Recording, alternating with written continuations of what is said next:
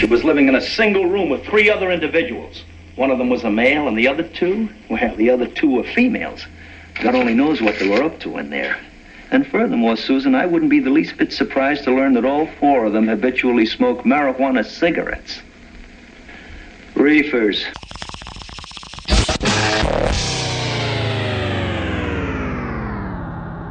Fuck 'em up, hit 'em with an uppercut. I'm from the Fight Club, you know we never love. Bring it, don't sing it, I'm the king of the ring. Ding, ding, swing, bitch, cook you like a chicken wing. UFC can't fuck with me, I'm the ultimate champ. Jiu-jitsu, I'm out, you can go ass down. Boom, bam, goddamn, slam, dance, body slam. If you looking for a motherfucking fight, here I am. Fight Club, think that you can hang low, so let it slang.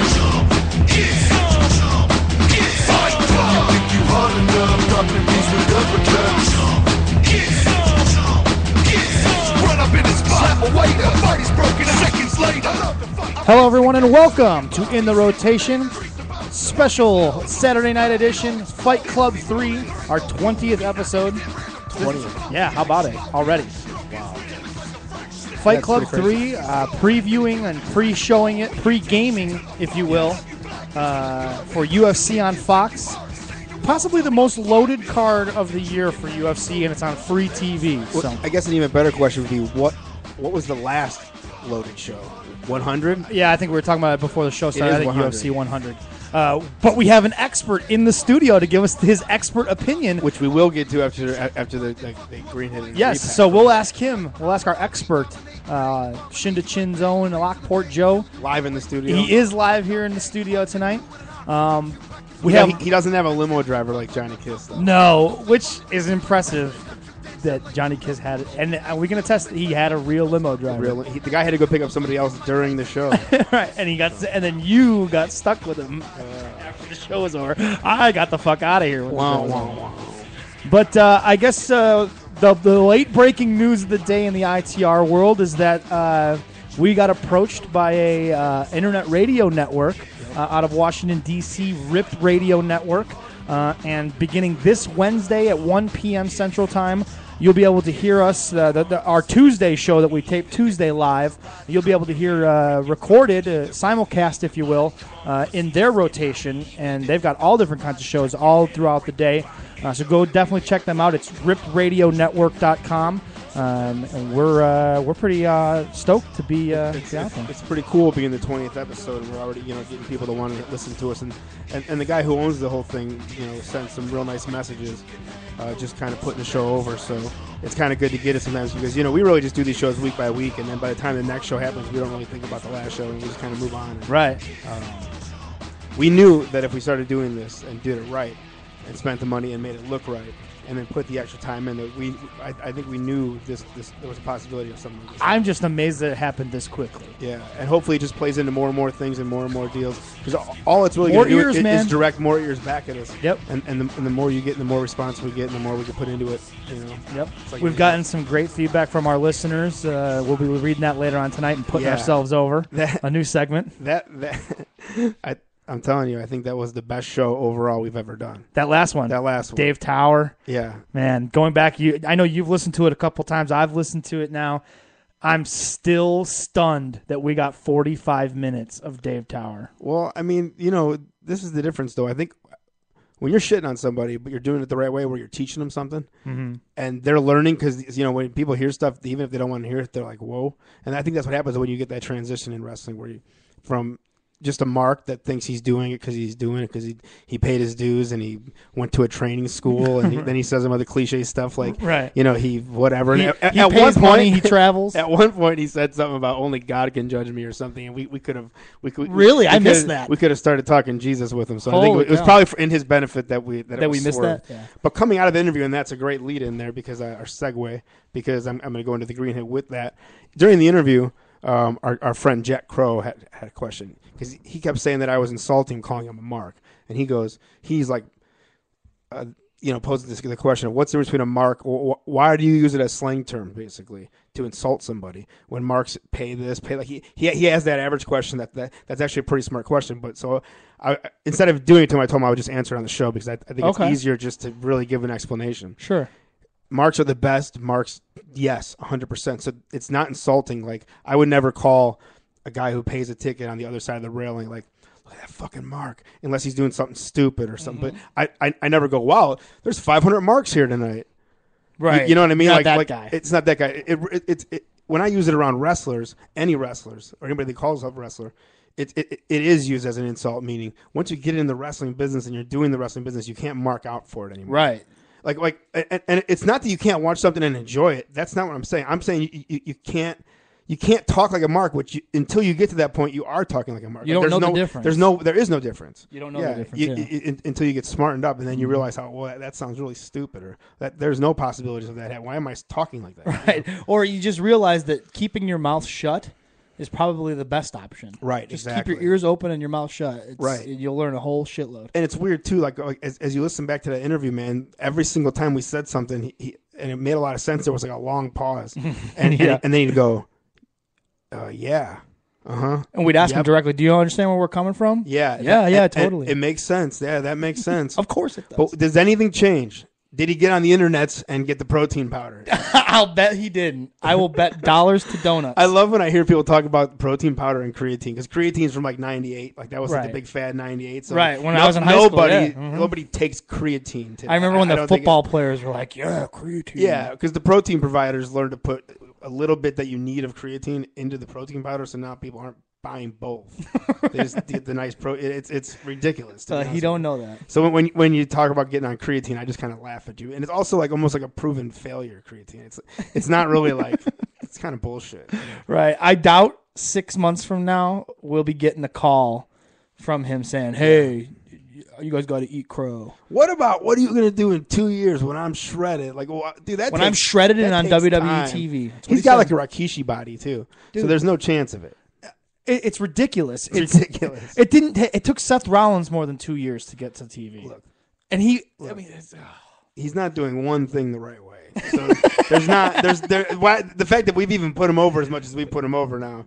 But so just to finish my statement, it's used two different ways, almost like Hawaii has, like aloha. They use it for like multiple reasons. There's multiple layers of what a mark is and what an insult of being a mark is, and really what just being like a fan. I mean, there's a difference. It's used more to insult workers than it is to use on the marks. Does that make sense? Yes. Have I said that correctly? I agree. It's an insult only for a worker to be called a mark. Right, because it's from day one, and if you're smart enough by the right person, they kind of slap that out of you right away because they ask you humiliating questions that the marks know. Then you answer them, and then they laugh at you for being it, and then you kind of like apply that to everything else, and it all starts to make a lot more sense. But until then, you have no idea. And I stand by it. Another person that I turned is Alex Thorne. That guy is like a fitness model now. Yeah, he's like Martine shredded. No shit. Yeah, and he's doing and I'm telling you, if you do the math, it's when I completely shit all over him back in February on that board. On that board for having the same reason. So he'll be on the show one day thanking me. And if he's not, I'm coming after him. There's no way he's. I mean, maybe he becomes a fitness model or something. But hey. I guess it is time. Oh. Blew it. Well, because here's what I figured out. We learn something new every day on this show. I learned that I have to have that turned down, or else there's this hum. There's this hiss, this electrical hiss that happens in the background. So if I keep it down, you don't hear that, and you just hear us talking. So we just have to have a bit of a signal. I'll let you know when I'm going to DJ Ben. Exactly. Because I had it queued up, so we got the DJ Ben pretty soon instead of 15 minute or 21 second wait. I hate this song. But you like it because you like that you have a theme. On the repack, I guess. I can see the fake heat. You're like, I don't like this. Turn this up for a second. I don't like any of this. No, definitely not. This is not getting played anywhere other than here right now. If I could get it to go away, I would be okay with it. It's perfect because it's never that your green hit or your repack will last an hour, but it can. That's my favorite part. Yes. I guess on the repack today, I got to leave work early because, again, I love these new things that I'm doing that are like totally retarded. Like last week when I drove away from the fucking gas pump without taking the thing out of my gas tank. Unbelievable. Yeah, I did that. Then today I decided to spill an entire half cup of coffee all over me. And I was wearing my a white shirt and everywhere. All over. I'm like, well, Did I'm that- going the fuck home. Did that hurt your DJing skills? No, from it didn't. today? Yeah. Well, yeah, they were left without any music after I left because as soon as it happened, I'm like, well, I'm not hanging around with literally half my fucking shirt covered in coffee. So you went home. Yeah. Boo. That's not bad. So, not great on the repack there, but I'm keeping it short so that we can get the fuck away from the song. Oh, boo. Well, you got to fit whenever you fade her down. Yeah. Well, good night. Thank you. Good night, everybody. Thank you, DJ Ben. Thank you, DJ. We got about I didn't want to 2 waste minutes any in. more time because he's sitting here with the mic and all ready to go. Ladies and gentlemen, welcome in the studio for the first time. Our very own Shin to Chin. I guess we should get right. Come on. I mean, all you got to do is ask, kid. All right. Shin to chin. Shin to chin. Shin to chin. Shin to chin. Shin to chin. It's all over, just like now. Showtime, Welcome, I everyone. actually think we should have made a new one. We should have. I'm But kind of burnt out on that one. yeah. Well, It would have been cool for the first live in. I should have fucking made it cool. you dropped the ball, Captain. Hey. Welcome to the show, Lockport Joe. What's up, fellas? How do you like the ITR studios? I love it. It's a different angle you're looking I'm a at. big fan. Yeah, I'm looking the exact opposite direction. It is a mirror image of what I'm using at home. You're sitting in basically what is your hard cam view Right. at home. You are on the hard cam side. I am on hard cam currently. Right. Yeah. Oh, No, man. it looks great, guys. I mean, this is what the wrestling posters all over the wrestling poster. Wrestling. Wrestling. Wrestling the figures, we got figures, the UFC. UFC figures. Yep. Awesome. No, I'm a fan. Was in radio and this looks as professional as any radio studio I've been in. for two boneheads. for a couple of It stoners. gives hope to We're not so bad. stoners everywhere that we can build a plush radio studio like this. Absolutely. Or podcast studio. Well, tonight UFC on Fox. Let me ask you a question. He brings that up. So Okay. people call it a podcast, but let me see if these are my beliefs. I believe it's live streaming radio is what we do, and then it goes to podcast. Meaning podcast is something you play agree. that's later. at your leisure. Correct. It's not live. Am I right on Correct. that? Correct. So this It's is not a podcast. yet. Yes. Right now we're recording a radio show. My point is, like, if you listen to download of Howard Stern show, you're not listening to a podcast because the show happened live. Sure. You're right. I get your point. Okay. So if we happen live and somebody rips it, it's not a podcast. It's a live streaming audio show. No? Am I making these words up? Isn't this what you read? Isn't it what they're called? I can't disagree with you. No. Yeah, I would say. Yeah, I think you make a good point. But So we're not a podcast. It doesn't offend me. I really don't give a shit. I just think we're not a podcast. Like, a podcast is post produced. right. A podcast. You is, can add shit to it. You can do everything. I don't want anybody to think about it when they're listening to us and we add things and you hear noise or you hear this or that. Like that. That's We're doing it live, right? Yeah. I think what a you're saying is once you're in the podcast business, you no longer call it a podcast, kind of like the Mark thing. He makes a good point. No. Well, this is the difference.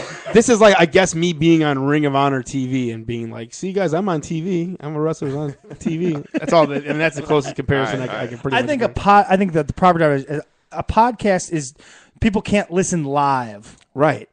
to it. Right. It's being recorded for you to download it. And then stuff added Colt Cabana does a podcast. It's not you can't listen to him interview his guest while he's interviewing. I wonder why he hasn't jumped over to a service like Spreaker and done it that way. Well, because I think he doesn't need to record these interviews like when he goes to shows and he He sees might, but somebody. there's no reason why he can't be live and then go kick it to those. Because interviews. he does it all through his phone, if I'm think not so. mistaken. He has like basically lapel mics that they sit down with two lapel mics, and he records it onto his phone. So tonight, Wow, yeah. UFC on Fox.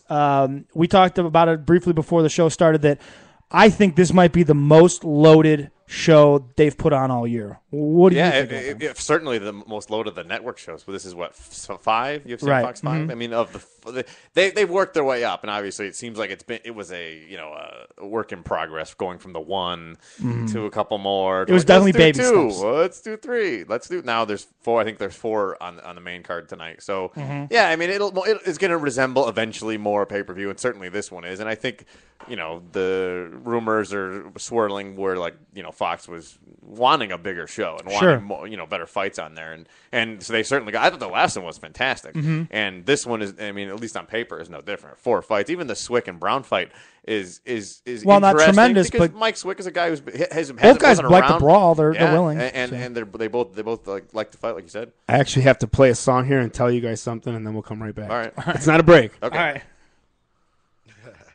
Yeah. What up? This is Dr. Dre. The party's going on. Thank God it's Friday.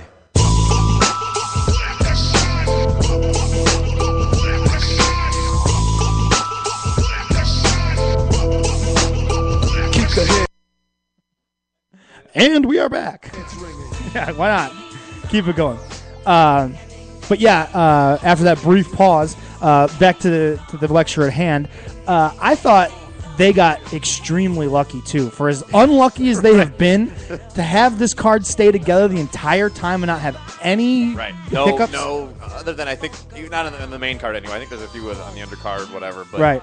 Yeah, I mean, all these 4 fights were solid the whole time, and they didn't have to change it once, which was, I don't think the case in the last box. I think they had to switch around a bunch. Right, I think everything but the main event. Right. So, yeah, this one's good. I mean, and top down, I mean, we'll go over every fight, but, I mean, they're all have some implication within that division.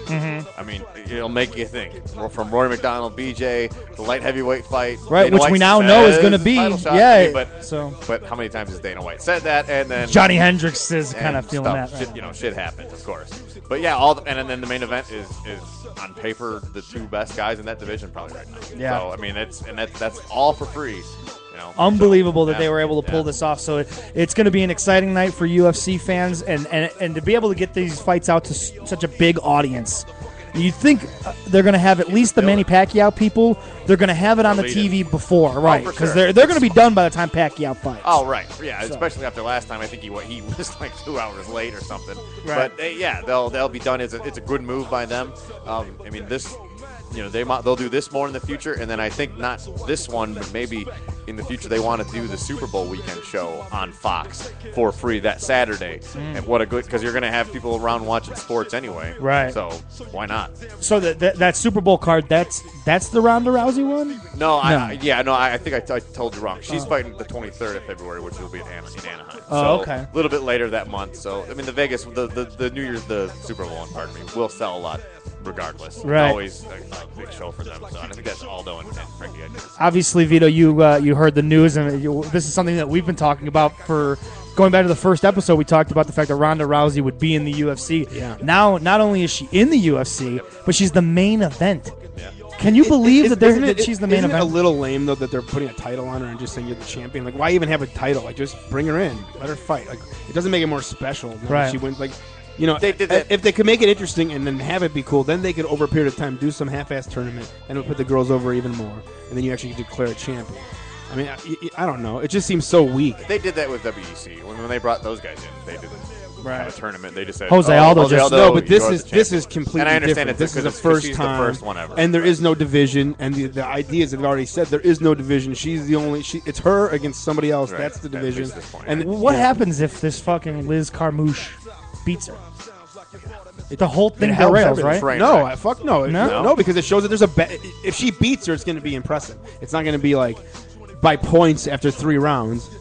Or you're going to be mad about it. She's going to break her fucking arm or do something, knock her out. She's going to have to. And then it makes a bigger star. Sure. It's like saying what happens when Chuck Liddell gets knocked out. Then he has to get knocked out by fucking everybody. The next star gets created.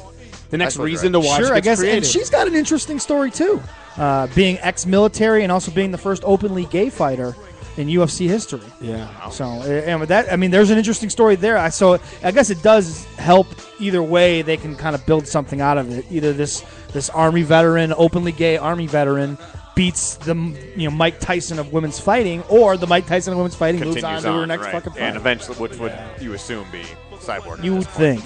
But I'm reading some really silly stories coming from that Cyborg camp. Her doctor, and she can't cut 10 pounds. They would just kill her. It goes against everything that's in this sport.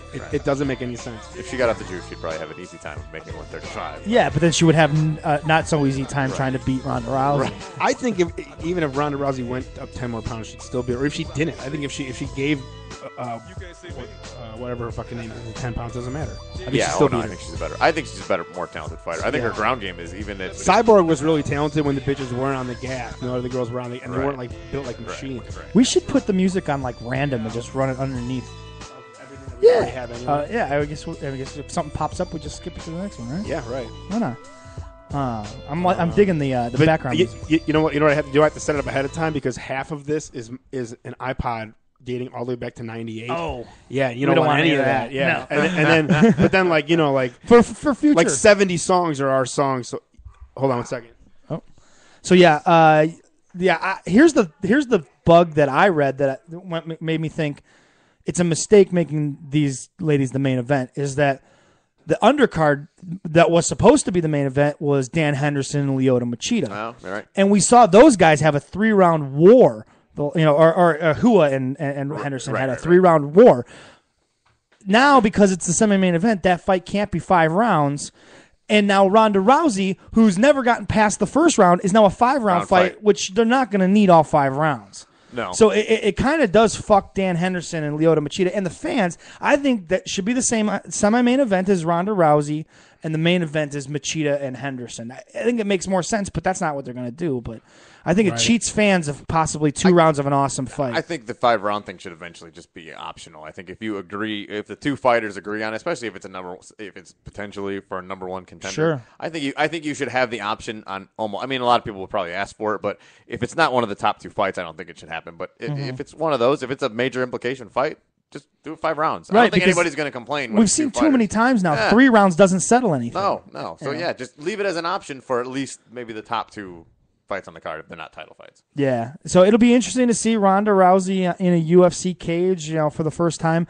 We also found out this week that the super fight that we've been talking about now for weeks or months, Anderson Silva versus GSP, is probably not going to happen, at least not right now. Smart. I think it's smart. Dana announced this week he's going to possibly fight Nick Diaz. I mean, he said GSP has always doesn't ask for much, so I guess he wants Nick Diaz. He's wanted to beat Nick Diaz. Interesting that he's asking for He's Nick Diaz, still right? Holding out some kind of grudge for it, and I mean, Refresh your memories from what? because They were when talking Nick shit. Nick was before he was in the UFC. He said he could beat him. I mean, the typical Okay. fighter hype BS. But GSP took it personal, just back and forth over interviews and whatnot. And then when he backed out of that fight, I mean, he was they were supposed GSP to was fight each showing up other. for press conferences, and Nick Nick wasn't, wasn't. and he was Oh, losing right, out on right, training right, time, right, and right. he felt like he was just fucking him over and being an Right. asshole. I So remember that whole he wants to deal. whoop his ass now. So yeah, I mean, and I don't have a problem with. I mean, Nick barely lost that fight. In being there live, I thought he won the fight. I mean, going back, it's still really close. I've watched it since then. He's right up there. I don't see any problem. He's done enough that he can still walk in and get a title shot. I mean, Johnny Hendricks, all due respect, Nick Diaz has done more in MMA, and the fight will sell more tickets Sure. at this point. If that's what GSP wants, like Dana White says, And yeah, give it to him. I think Hendrick now needs to beat like Ben and I said Kim and Condit makes sense. somebody exactly, and then if you can knock him off, now you get to go up the next Yeah. run because you're just not enough of. He's like Weidman. He's the same argument that they have about Weidman. Right. He's there, but Haven't done enough. You gotta beat somebody else. Go ahead. I mean, you're going to have to fight. Sure. You're not sitting out a year. They're Right. not. They're not going to let you sit out a year. How about this idea? And this was brought up because he actually spoke up. But how about Jake Shields versus Johnny Hendricks? That's fine. That would I be don't know if interesting Jake fight. Jake Shields. Shields is a boner, I don't think at But this point. I mean, I think Johnny Hendricks would kick his ass. Yeah, I think so. But at and least that's the third fight of a show. I just want to see Johnny. What's his name? Who did I just say? Johnny Hendricks. Not Jake Shields. Jake Shields. I love watching that guy get his ass beat. After that horrific performance he put on against GSP, I was like, you came to fight to the biggest fight of your life, and you decided to not fight. He shit the bed. Yeah, he totally, as much as anyone has ever shit the bed. 70,000 people. I mean, on, dude. it was the biggest event of. It was built up that this guy could possibly beat GSP, and then it was as one Right. side 'Cause of he fight. he took down and dominated Dan Henderson. Yeah, For 5 rounds. For 5 rounds. And he couldn't take down GSP. I mean, that speaks to GSP, but you thought at least Jake Shields could get him down. I mean, if there was some person that could take down GSP and kind of hold him down and ground and pound, this is a guy who fought 185 for a lot of his career, and Yeah. was busting down to 170, and just literally. Bisping shit was the on bed. was on MMA Uncensored this week, and was basically like begging for a title shot. And he's pissed that he thinks that the title needs to just be vacated. If he's not gonna do it, just vacate it. Because there's so many guys, and there's no way the way the timetable works out. He's now waiting. He's just gonna wait. Right. Yeah, well, he's got to get through Belfort, and then we were saying now that Silva GSP is off the table, It is him and Belfort for sure. Bisping and Belfort, that's already signed. No, I'm for talking January. about Silva. I said Silva's just gonna sit now, and he's not gonna. He's going to wait, and if Bisping wins, they'll do Bisping versus Silva in the summer. And if GSP's fighting, Nick you think Diaz, so? I would imagine. There's no way they're going to let Anderson Silva sit out that long. No way. Because Bisping ultimately, if he beats Vitor Belfort, he's earned a title. He only shot. has 2 fights left on his contract. Yeah. Anderson Silva. Yeah. But there's no way he's going to leave money on the table. If he has no that fights guy had left a in lot of money, and he just opened a school down in like San Diego, and it's probably just throwing money. He probably walks in, they hit him with a duffel bag, like 4 or 5 big duffel bags of you'll cash. find as schools that I've seen, MMA schools, you want to see if people spend stupid money, on something like that. Oh, you're right. There are people, And especially with a people name throw like duffel Anderson bags at Silva's him. school. If he was there one day a week, I knew places where there were. I've no places where there are guys where the teacher is not there.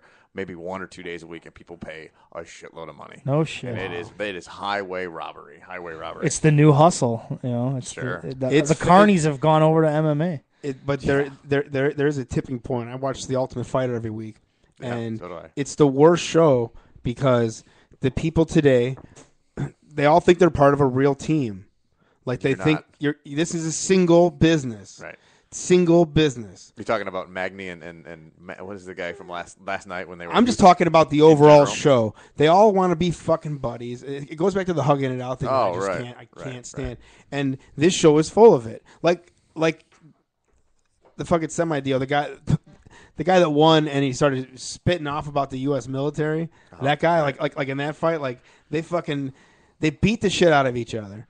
But it was boring. You know what I mean? It was 3 boring fucking rounds, right? And then it's over, and they hug, and it's like, oh my god, man, brother, oh, and they're slapping 5s and hugging again, even to the point where the one guy stopped hugging, the guy went for like another hug, and it looked odd and awkward. Like, just stop hugging each other. Yeah. I don't get this. I don't know, and all due respect to the military people out there, Colton Smith, something rubs me the wrong way. Dude, yeah. So he wins, right? And military, and he goes, don't forget, we do nothing. What we do is nothing. What they do every day is a real job. And he's just like, well, then go join it.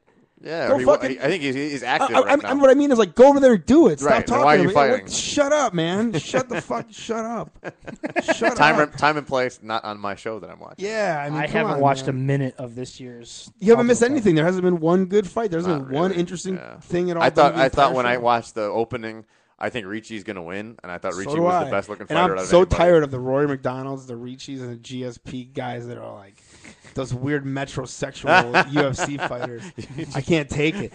And the Ricci, every 10 seconds, all he talks about is Jesus and how it's Did you watch Jesus' plan. Did you watch that Road to the Octagon? Is that what you're talking about when him and Roy McDonald were hanging out, and he's like their buddies now up in Canada. And they're hanging out, and they're sitting on the couch, and he's you hear he's doing a voiceover. This is Ricci talking about, he was kind of this lone guy, but the funny thing is they're sitting on a couch and they're sitting next to each other, and there's 2 girls there, but the 2 girls are sitting on the other end of the couch. Of course, because they're all. Why are you sitting by the girls? I Dummy? think TriStar, when all the cameras go away, and 70% of the locker room leaves, I think there's a certain percentage that sits around and they circle jerk. And I don't think they suck each other's dicks, but I think they all like jerk each other off in like weird sweat rooms. Don't they come off strange? Who are we talking about? These French Canadian know the MMA people. Yeah, okay. Mike Ricci. I hate Roy. Yeah, Roy McDonald. Take Rory McDonald Ugh. and duplicate him. Right. Ew. Same guy, Taller, like a skinnier guy. only super religious. Right. So he just sits there and talks religion, but he has that same weird, like, American Psycho look and body, like that same weird. Yeah, no, that's crazy. Good fighter, but I was like, he's kind of weird. You guys talk about these camps and these guys wanting to hug it out and then not wanting to fight each other thing. Right. Tonight's show, actually, there's 2 different instances where it comes up that these guys are in positions where they're going to affect a training mate of theirs. Sure. With Rory McDonald, eventually he's going to get to the top of the 170 division where his mentor fights, and he says he'll never fight him. Right. Then you have down at 155. If Nate Diaz wins tonight, Gilbert Melendez comes over, and he's going to move down, and those guys are never going to fight. Right. So Gilbert Melendez, who's supposed to be one of the best 155ers in the world, if Diaz wins tonight, it's going to shift his whole focus, and he's already said he's going to move down to 145. Yeah, so which maybe that creates awesome fights there too. I got no problem with Gil Melendez going down there, but it's Gilbert hard. Melendez versus Jose Aldo. Ooh. Oh my God, that would be a great fight. They're both. We got. Sorry,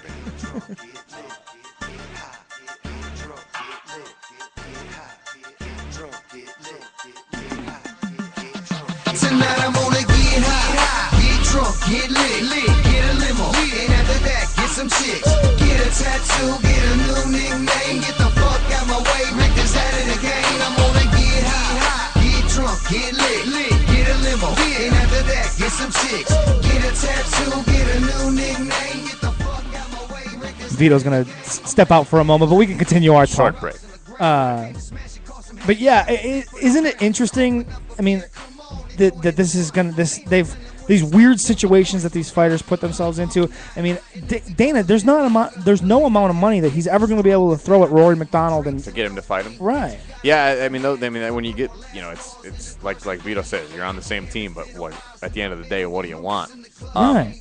If faced with it, it's hard to say. I don't do MMA, but right. Like in a tournament, if I had to go against somebody who was the same weight as me and he was from my school, I'd probably fight him in a tournament. I would fight him in a tournament, not probably. Sure. I'd fight him. But there's something more personal because I fight him. I spar with guys every day. Right. When it would come down to something like that, like I think when you throw punching into it, that's a little bit hard because that's a little more personal because you can injure the person or something. I would be hesitant to fight somebody that I know. MMA wise, jiu-jitsu wouldn't be a problem. Probably. I don't. Yeah. No. It's something much more personal, like I said about doing it MMA. Absolutely. Well, here we do actually have to take an official break now because we have to go move cars because food's got to go get picked up. So we will be back in short order here on Fight Club 3 here on In the Rotation. Take hits out of gravity bombs. Back when Rodney wanted us to all get along. Back when Clinton was getting head up in the Oval Office. No, you can't stop this, it's already started. You can't pull the smell back after somebody farted. All you can do is turn a fan on and stand strong and hope you got the lungs of a fucking marathon runner. It's a wonder how I love the skunk and how I love the boom boom coming out the trunk. And yes, I'll make it happen. Best time of your life. All we need is Captain, a fat blunt, and a light. I'm gonna get high, get drunk, get lit, get a limo, and after that get some chicks, get a tattoo, get a new nickname, get the fuck out my way, Rick is out of the game. I'm gonna get high, get drunk, get lit, get a limo, and after that get some chicks, get a tattoo, get a new nickname, get the fuck out my way, Rick is out of the game. So make some room, move, get out of my way. I'm about to take it back to NWA days. With an attitude, catch me cruising the streets. Got a couple brews in the cooler that's next to my feet. And when I show up, get drunk, then throw up, then refill my cup. You mad? Well, so what? I don't give a fuck. Circle A on my thumb nut. Got brides lining up like my name was Good Luck Chuck. She gapping, always laughing like a joke on speed. But methamphetamine ain't for me. I'm all about the weed. Stick it green, keep it clean, organically grown. And after 4 o'clock, I'm starting with the shots of Patron. I'm gonna get high, get drunk, get lit, get a limo, and after that get some chicks, get a tattoo, get a new nickname, get the fuck out my way, Rick is out of the game. I'm gonna get high, get drunk, get lit, get a limo, and after that get some chicks, get a tattoo, get a new nickname, get the fuck out my way, Rick is out of the game.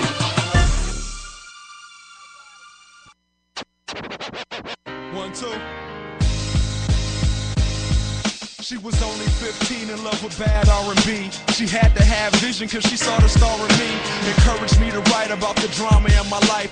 To most I seemed strange, like something wasn't right. I used to fall a victim to the lunchroom comedian. Something like an outcast, started smoking weed and then I sort of fell into my own. Kinda felt at home when behind the microphone. But on the bus ride home, that didn't mean a thing. Harassed by the thugs on the corners they would hang. I got banged on, I got beat down, carrying the golf club, walking up the street now. They respect me, they call me crazy. At least I'm not getting punked out on the daily. And when I look back, I wouldn't change a thing at all. Why you think I found the strength that I'm speaking to y'all? Your hopes and your dreams and your hate and your lies. Your lies. Your lies.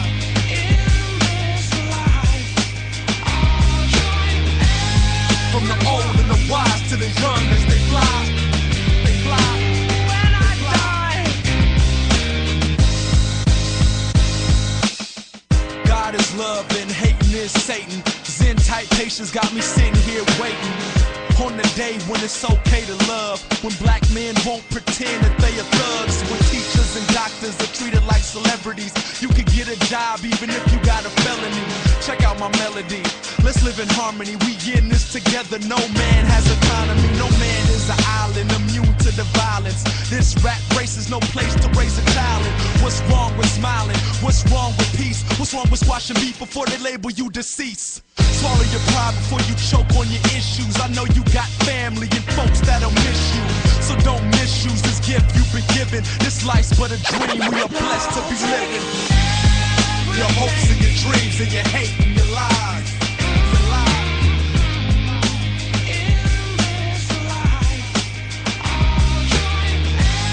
From the old and the wise to the young as they fly.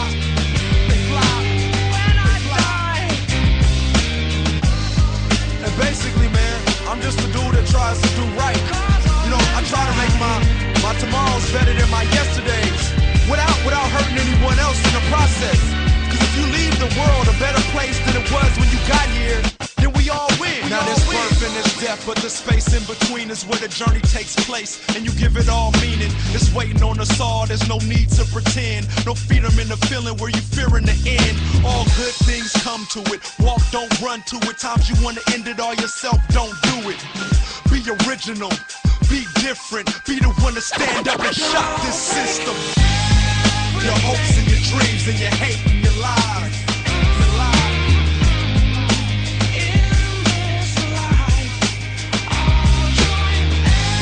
From the old and the wise to the young as they fly.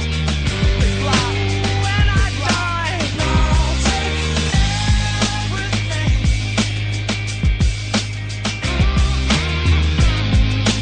In this life, I'll join everyone. 'Cause all men die.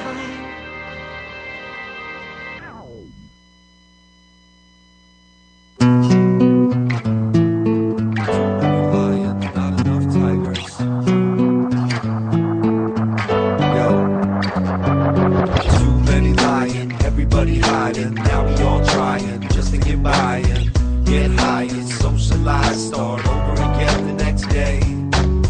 Blue moon gon' change my luck. Left my girl in a pickup truck for someone else to steal and drive away.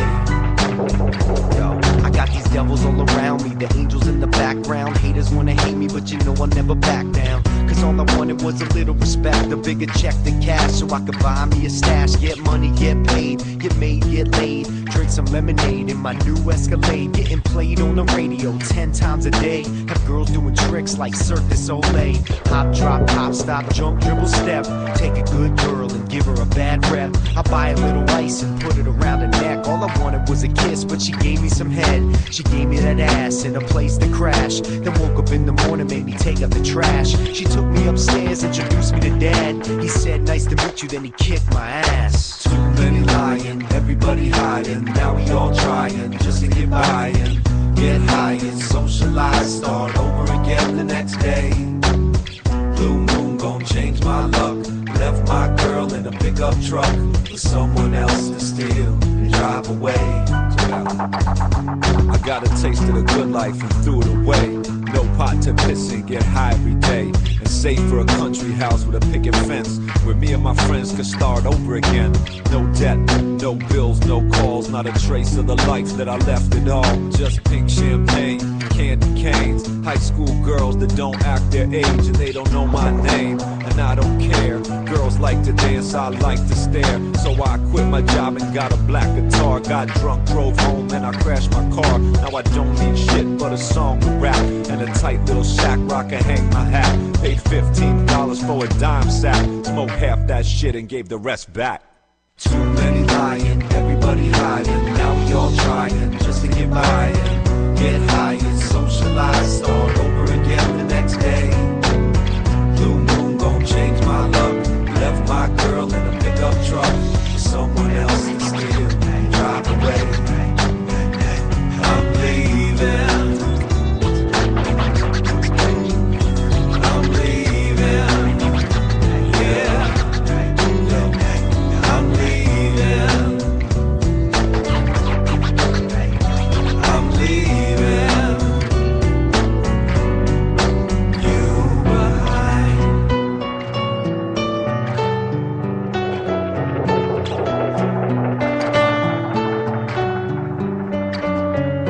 Packed up my bags and I headed to the border with a pack of zigzags, porno mags and a quarter. Never looking back at what I left behind. You see, it's all out of order, but I don't pay no I mind. threw it all away, started over again. Left my job, my house, my time traveling couch, my girlfriend and doubts that I had before.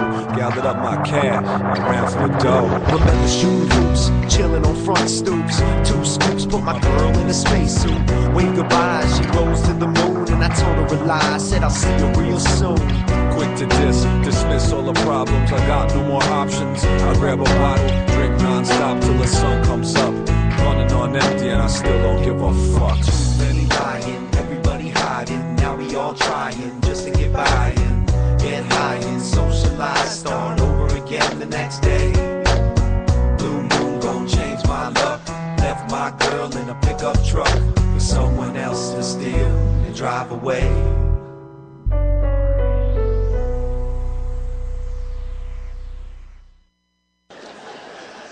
It's hard to be honest, man. Honesty's not the greatest thing to be. It's not, it's just no one wants to hear it. Yeah. Especially a woman, you know, she don't want to hear it. Because men, it's hard for us to love you and like you at the same time. It's just, it is what it is. Once a man loves you, he no longer likes you usually. So I'm going to give you some advice, ladies, on how to keep your man liking you once he loves you, if that's possible. This is what I think. Men want to be alone, but we don't want to be by ourselves. Does that make sense at all?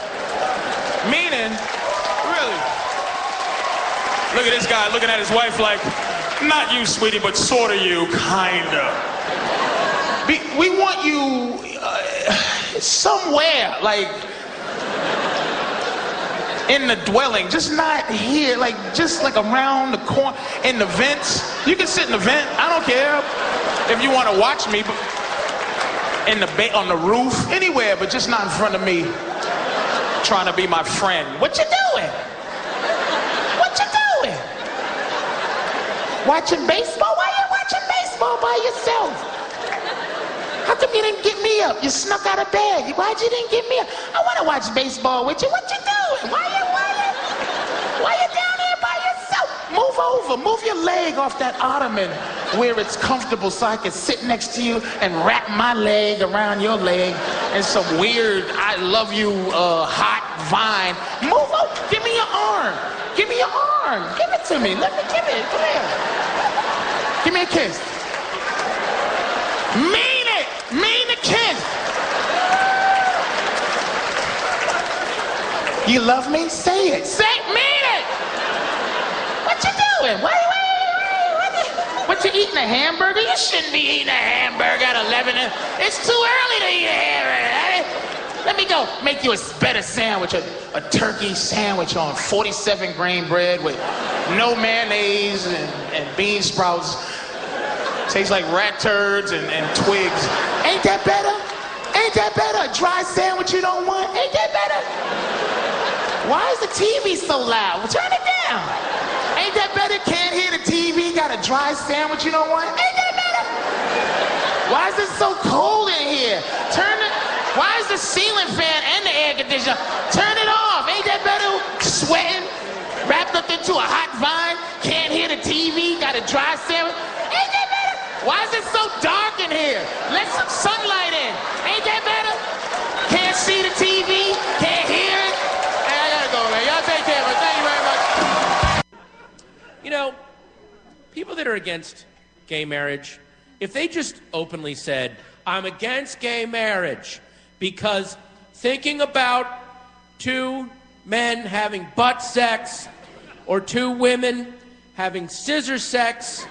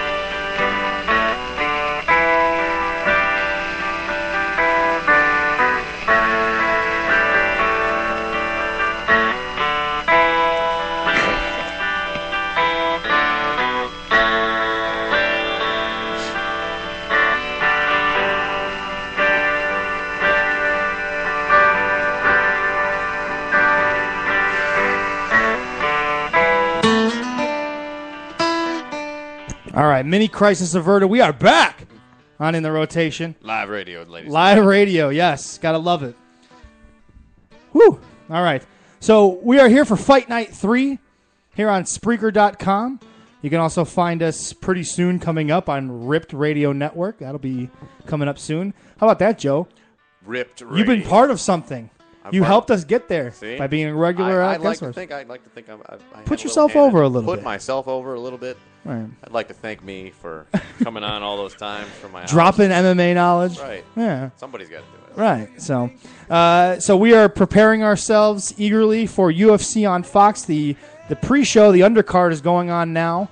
We're not able to watch it. We're recording it for later, so hopefully something spectacular will happen. It's always nice to catch up. I love watching stuff maybe like a half hour behind on DVR. Yes. I hate watching stuff. I wait purposely for a Bears game to get going about a half hour in. Oh, so you do that? See, I can't do that with live sports. With Facebook, well, it's hard sometimes because then you got to stay off until you're right. You know, but right, but if I can get away with it, then or just like 5 minutes. I'm not like it's a different game. But, yeah. But at least like you're not going to get too much given away. See, I forget what it's like to watch football when you don't have all the games. Oh, right. I have one channel where I can literally watch 8 games at once. So there's never a time where something isn't on. It's awesome. So and you can cursor over the game and then you listen to that. I game. had it week 1 and I was tempted, and then by the time I was maybe next year. Two things: if you play fantasy football and if you gamble, it is the greatest fucking invention. It might be ever. the greatest thing for watching football. Anyway, I mean, in general, sit at home yes. and they just go. Because the first week I watched it and they were bouncing around and it's okay, we're going to go to this game, and it was like Tampa Bay and whoever. I could care less about the game, but if it was about the score, I'm like, all right, let's go. And then you get into the games that you would normally get into when you're watching stuff, So and then the stupid NFL blackout rules always come into effect because no one buys tickets in Tampa Bay or Kansas, or actually Kansas City always sells out, but it's Tampa Bay, Jacksonville, Oakland. All those games don't get put on the mixed channel because broadcast restrictions. Right. I pay an extraordinary amount of money for that fucking package. It's like $250 if it's $1. Right. And that was when I got it because it's been cheap, and I've had it every year for like 5 years now. I should be able to get every fucking game. These stupid broadcast restrictions, it drives me crazy because there'll be a game I bet on, and I can't watch it, and it drives me nuts. Oh, geez, the NFL, you need a couple extra. Like, come on, put them all on.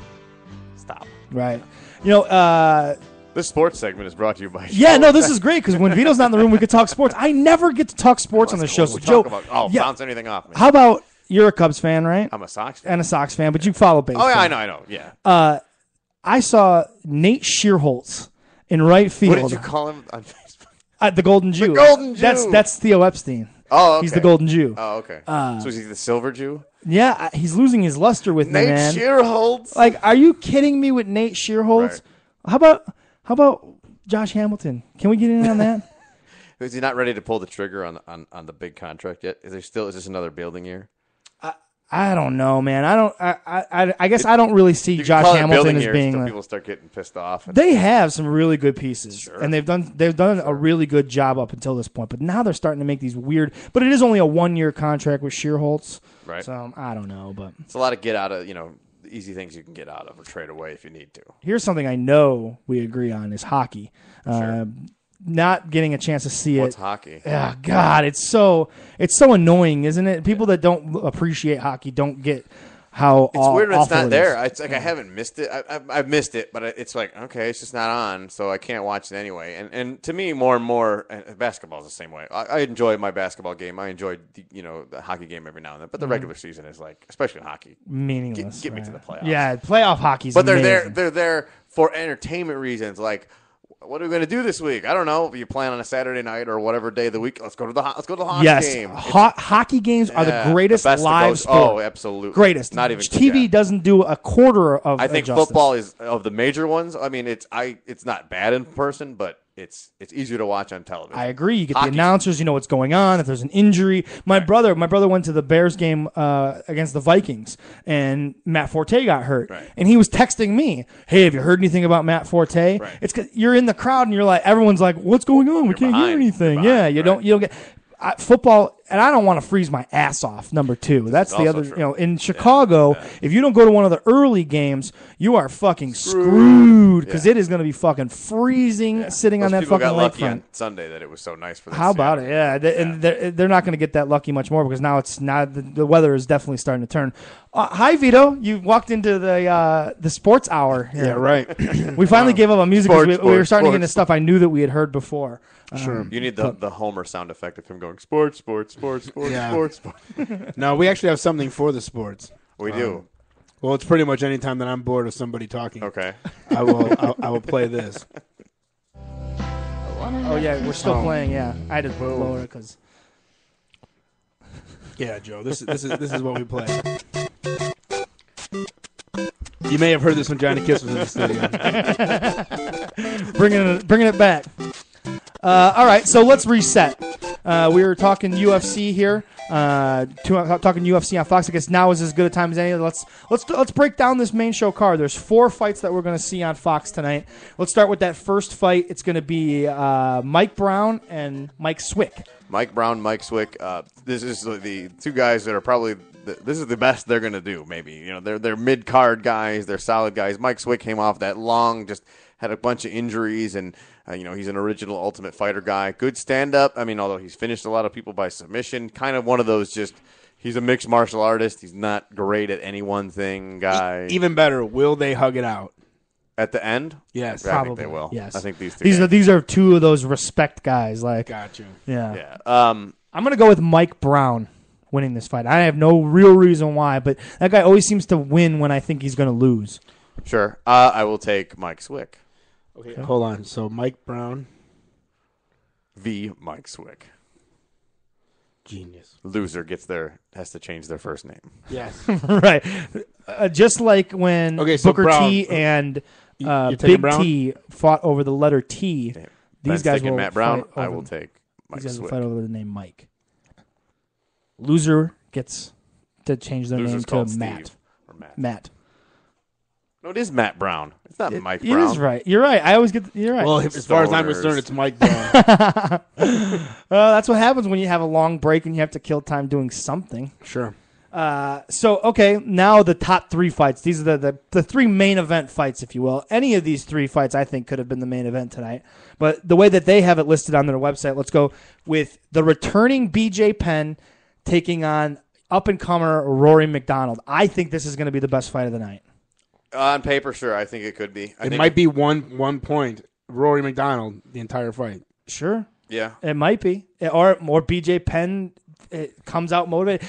Everything about BJ Penn says he's motivated and ready for this fight, right? I mean, everything he said, every video you see of him, he looks in great shape. He looks ready to go. Yeah. And he seems motivated. He's ready to talk shit. I'm only going to say because I've seen it before. He then goes in there and does nothing. Or he gasses after round 2. Yeah, you never know with him. I mean, You never know, yeah, man. Yeah, you're either going to get the great. And everybody at this point before the fight has had their best camp ever. So that's like saying Always. it's the greatest night. And And I BJ had to Penn is change- notorious for that. He always says he's had his best camp Best ever. camp. Why would you say anything different? I've had a good camp. Yeah. Preparing for this fight. Political I answer, think, political answer. On paper, it is almost impossible to pick against Rory McDonald.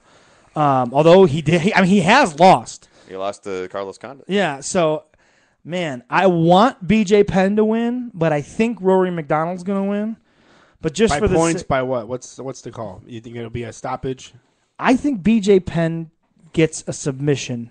He gets his back and chokes him out. You think BJ Penn wins? I think By second round submission. I'm going to go with that. I'm going to go for the sake of the contest. I'm going to go with BJ Penn second round submission. I'll take Rory McDonald by decision. I think he'll. Okay. After 3. Yes. He's after 3. I guess that how it happens will be the tiebreaker among us because obviously there's What 3. round? Third. Oh, it has to be the third. If it's Decision, unanimous. Oh, duh. I'm a fucking idiot. All right, and I'm going to take Rory McDonald by second round submission. All right. Interesting. Man, Rory McDonald looks awesome. We were talking about it when you were out of the room, and let's get your opinion on this. And I think I know how you feel about it. But Rory McDonald has said in the lead up to this fight, obviously he fights in 170 where George St. Pierre fights, and he has said without doubt there is no amount of money he is absolutely not going to fight George St. Pierre. Anybody that says that's an idiot. Yeah, I agree, and it's But I guess if he stands by Look, it, what do you do? I'm standing by this. Fuck him. It doesn't matter when he's a douche. I'm standing by that. One day, the Paul Heyman company that comes up will stop that shit, and they're not gonna. They're gonna say you're fighting you because you guys are the best fight. You're one and number 2 contenders. Stop it. And there's no hugging it out. Like they're gonna be a way grunge. I think that's literally gonna be a rule, like the no hugging it out rule. I think you're gonna get a grungier version, and that's what's gonna finally compete ECW against them. of MMA. Yeah, for sure. Dude, there's room for it. I can't be the only one. I get sick to my stomach. How many shows have we watched? You and I definitely agree. It's at this point where I don't even like when they slap high five. Like they've gotten me to hate every aspect of the. That's before why and I after love fight. the Diaz brothers so much. They don't engage in that bullshit. Yeah, it's insane, and it comes off so lame. And I remember, I think I hated it because I hated it in high school. It's like wrestling. It was like it had to be that way, and you had to respect this guy. And it was shut up. It is rooted in that wrestling culture. Yeah. High school, that whole wrestling culture is kind of transformed. because you do it and I do it, and now we got to respect each other. It's fucking silly. It's silly, and when you watch like this season Ultimate Fighter, like I said, it's full of guys that are respecting the business, and it's like it's nauseating. There's no show. You know what I mean? There's no show. controversial. I want the Chuck Liddells, the guys doing coke, fucking whores, not like in 100% shape, but in like 75% shape, knocking dudes out when they're going for good punches and they're not really blocking. I like fighting. I miss 2007 UFC. You're like the only person that prefers that. Yeah, well, You're it's old school like that, dude. It's made for better knockout, faster knockouts. You didn't get 5 rounds of 1 point. What do you think of that? How it's changed? I mean, it's evolved because everybody wants. I mean, the more money gets into it. Can I the say more it's evolved for the defense better? gets. I don't agree with that. I'm just saying I miss. Sure. You miss some of the slugfest. Yes, Yeah, I for miss sure. the guys that just this is what we do. But we Hendo punch. and Shogun was tremendous. Yeah. I mean, You get them, but they're so few and far between. That's the nowadays. thing. I mean, MMA, it's the great side of it, and it's the downside, and it's the you can. And it's the difference between wrestling. I mean, with like wrestling, at least it's probably, if it's a good company and it's a good match on paper, those guys are going to care about it and put on a good show. And you're going to get like 15 minutes, 10 minutes for sure out of like the top matches. MMA, it can be over in 30 seconds, or you can get a war, or it can suck. Or it could be boring. Yeah. It can suck. And then you can hug it out at the end and go, thank you, And then as brother." guys get closer to a title shot, they get more conservative instead of the opposite way. And it's funny because And you get the Jackson guys fighting. I mean, they're point fighters. Mm-hmm. And I know Ben Henderson. He's not a Jackson guy, but I know he. I hate when people call me a round winner, and you are, dude. That's what you did. Yeah. You won the title by just beating out the rounds, just Right. trying to close out rounds fast. So, and it works sometimes, but I think tonight is. We'll get to that later. So what's the next match? Well, no, I extending on that point, I think ahead. it's interesting that Dana White has done everything that he can to try to motivate guys to not be that way, and it always ends up that way. I mean, what more can you do than to slap $70,000, $70,000 Right. to finish a fight? More with any than sort most of guys make in Unbelievable. A year fight. right, and on some Unbelievable. shows, if it's a submission, it doesn't even have to be that spectacular because What- there's so what do- few of them. All you have to do is Some submit guys have someone and gotten you win. twice. What do the camps get? 10%, 15%, It depends. 20%. I'm sure it's something like that, though. Yeah, I'm sure it's something like that. And and then because they have to pay all their sparring partners and stuff. Oh yeah, and who flies them all over the place? Does UFC cover that? You think? I They think fly their so. whole fucking team out there. I think they allot them like 2 or 3 people to come with them or something. Yeah, but some people have like 12 people. I guess maybe they're Then their that's hometown. Then I think Right, it's on right, them, right, and then then At some 'cause point- a lot of these guys that on the John Jones thing, they were crying about how they had all this expense that they put out with plane tickets and hotel rooms So for they all their do camp. buy all that. Yeah, and they have to, Wow. and then they basically get reimbursed on that through their fight their fight money. I'll get you guys in touch with Gideon. Gideon Ray used to fight in the UFC. He's a training please partner do. of mine. He hated Ultimate. He was on Ultimate Fighter. Hated it. Oh, yeah. Well, I'd love to, I will love get to a hold of talk to Gideon. him about that. Yeah, absolutely. I know you were mentioning someone else that you thought Take would be. Fletcher, man. You get talk to that guy. We'll talk to anybody. Yeah, we got to get in touch with these guys. Sure, so sure. Definitely get us the info. We'll definitely reach out to anybody and ask them to come on. All right, next fight, Shogun Hua against Alexander Gustafsson. Now, Dana White says, take this for whatever it's worth, Dana White says the winner of this fight gets the next shot at John Jones. After or whoever wins with him. I'm over Shogun. Yeah, whoever. Assuming we. I'm over. I'm over Shogun, so I got to go Gustafsson. I think is going to go. I think it's going to go the distance, and he's going to win by points. Same with me. I think we might split there or Yeah, sweep this I'm going to go with Gustafsson too, but I'll say he finishes it by TKO in the third. Yeah, I don't know. I know Shogun has had those good fights, but it just seems like it's Gustafsson near looks end like of the road, and Gustafsson just is close so to John good. Jones as possible. He's big. He's athletic. There's a lot of impressive guys now in each weight class. Yeah, kind of have that same. It's deep. machine. Man. That's the evolution. That's where it's going. More guys are going to look like John Jones, not the other way around. Right. Yeah. I mean, you look at him and you look at his brother, John Jones's brothers, and you see what John Jones is going to be eventually. Roy McDonald is a smaller like those just super athletes. You think Roy McDonald is eventually going to go to 185. Yeah. Now, Anderson Silva versus Rory McDonald, is that any I don't think appealing? it'll happen. I don't think the time matches up. Yeah. I don't think by that time he'll be gone. Yeah. You think that there's that short of a window with Anderson Silva still? I think so. That's why I'm telling you. I think 2 years. The tournaments are so much of a better idea. I wish Bellator and UFC were the same company and they just took their concept. Because man, you would you wouldn't have certain matches would fall a certain way and you'd get that for a year and a half and it would make your next stars. Sure. You don't have these problems anymore. It just goes away. Think about it, or just admit and have it, and they maybe not call it a tournament, but yeah, just even if it's 4 guys and you just when you have divisions that are deep, you need a better way than saying, you know what, you're better. I like you. I think you can sell more pay-per-views. I believe you're the better fighter. Right, but then the other side of the coin on that is the injury thing because you never know. I mean, someone gets hurt. Fuck it, then you just move on. Whoever beat next you, person up. whoever lost to you now gets your spot. You just do what they do in wrestling, man. This isn't like this sport hasn't evolved from something else. It's more wrestling and jiu-jitsu than anything else. That would be interesting. I don't UFC with a tournament style would be interesting. I think they should go with the 10-minute first round. That would be. But for some fights, it would be the worst fight you've ever seen in your entire life for 10 minutes. And that's very well could happen. Because there were some pride at least fights once that a show where horrible. you're like, and then imagine the show where there's 3 sleepers, and those 3 with the first 30 minutes of fucking fighting would kill you. You would kill yourself.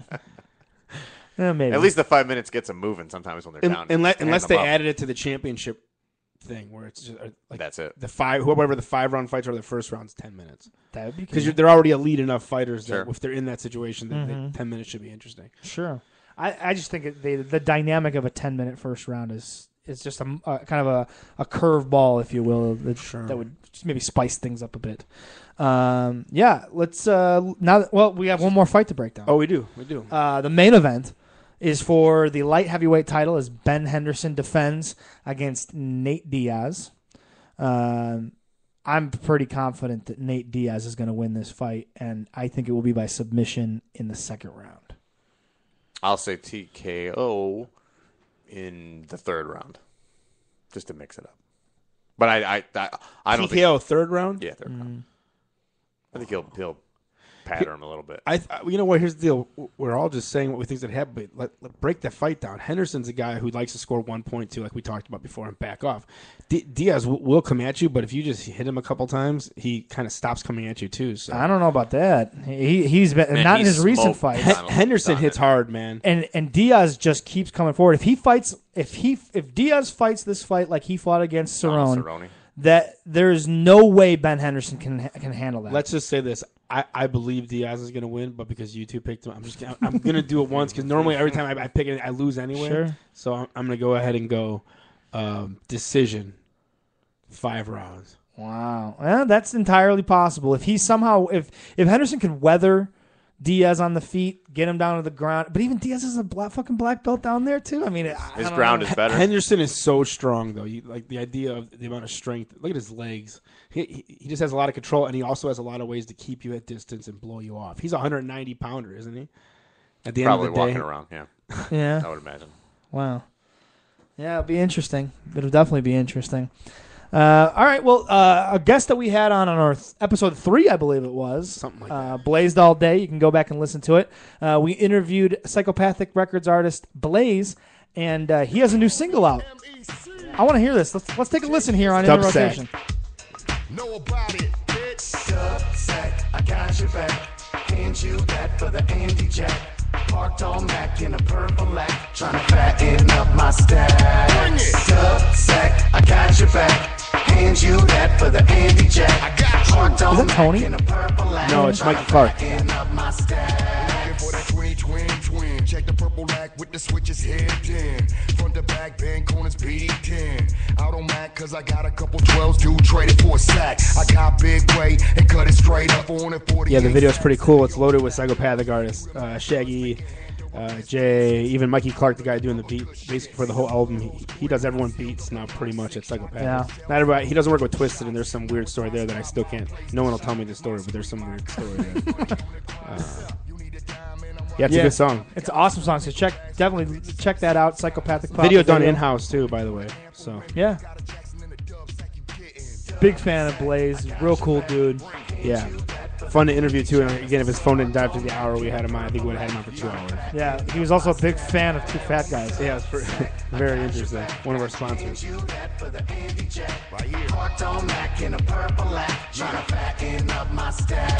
take Coinstar notes and bottle return slips. Phone cards, 360 points, even with. I once took a headshot from this rap bitch. In a drought, it's raining over here. I got your fix. Paint your ass what it is. It's the newest in the biz. By now, they know my skill. I ain't fucking with no. I still think he's up there in the top 5 face paints of all time, whether wrestling, circus, anything. He you know, anything.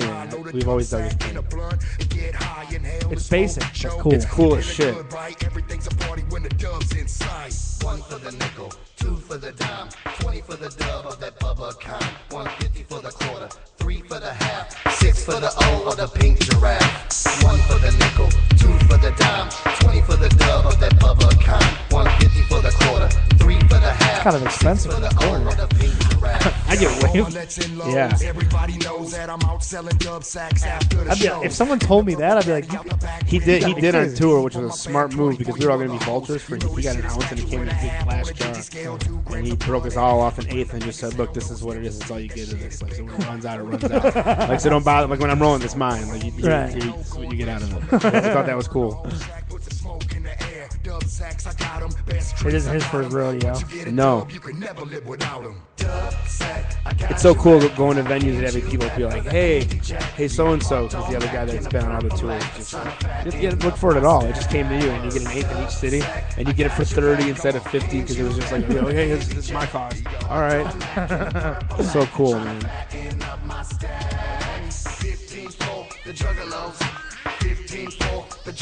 Very interesting. We're talking about juggalos. Bring us down for a second. Jamie Dundee's theory of why they turned him into a gang to bust the gathering.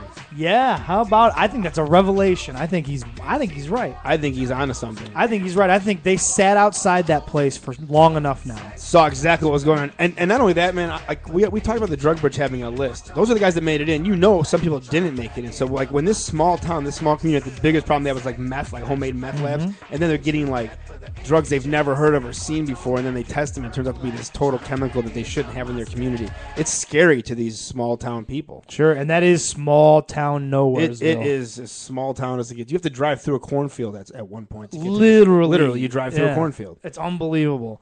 That cave in Rock, Illinois there. So yeah, I think he's 100% right. I think he's totally onto something, that they wanted to classify it so that there's a reason for them to now go in, because it's a gang meeting.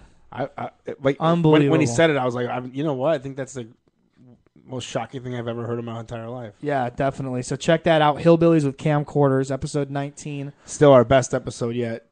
Jamie Dundee firing off there. I think we should have edited out the N-word thrown out there when he was totally being that way.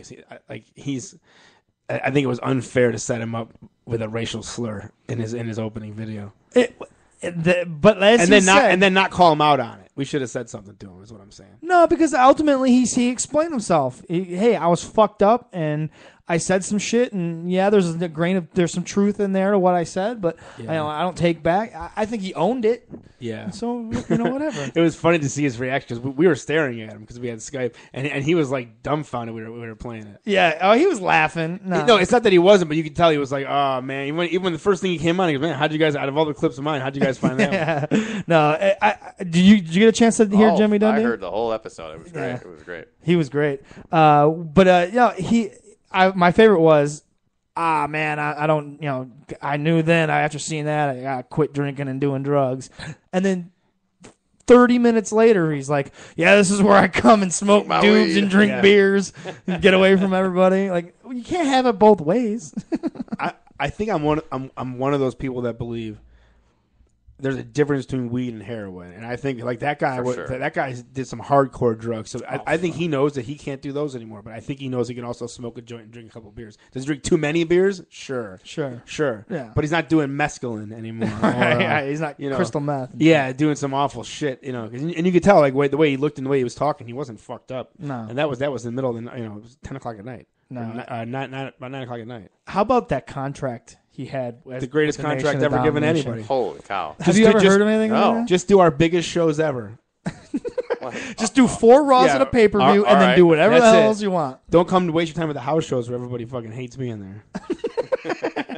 Unbelievable. And you fuck it up because you can't stop. Because Shawn, my daddy gave you your first match, Shawn Michaels. I saw Undertaker carrying people's bags. You ain't above me. Fuck y'all. He's insane. Oh, man. So, yeah, definitely check that out. Hillbillies with Camcorders. We can't play my break here because we already heard Patrice O'Neal because when we were playing stuff, it just played right into it. No way. Oh, yeah. So, yeah, we got to go to your break. Wow. So, yeah, Wow. we'll have to play my song later at a later date. But I got to go get some pizza. I mean, we took this whole fucking break a few minutes ago so we could get some pizza. Oh, hold on. Something is, it wasn't done correctly. Something tonight. is amiss. Oh, see, and if I do this, it'll fuck everything else up. Technical difficulties. You know what? You're just going to get it kind of jumbled together for a minute. Awesome. Sorry. Let's do it like this. All right, we'll be back on In the Rotation. Massachusetts in the most recent election. Some of you might be wondering why I should highlight a senator-elect before they've had a chance to actually do anything heroic.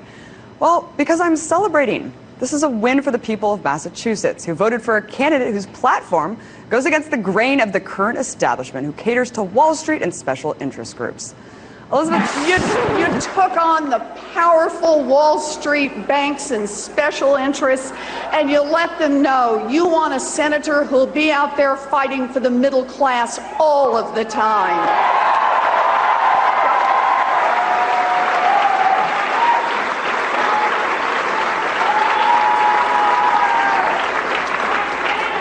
And despite the odds, you elected the first woman senator to the state of Massachusetts. Elizabeth Warren is a politician who has come to embody the goals of the so-called 99%. Because for years, she's been an activist and vocal opponent against financial inequality and Wall Street's grip over Washington. Senator Warren's win in Massachusetts is not just a win for the state, but for the entire country. So for the years she's devoted to activism and her success in the latest campaign to become Massachusetts' first woman senator, Senator Elizabeth Warren is our hero of the day. So if she's the hero, who's the villain? Well, that dishonor goes to none other than U.S. Attorney General Eric Holder.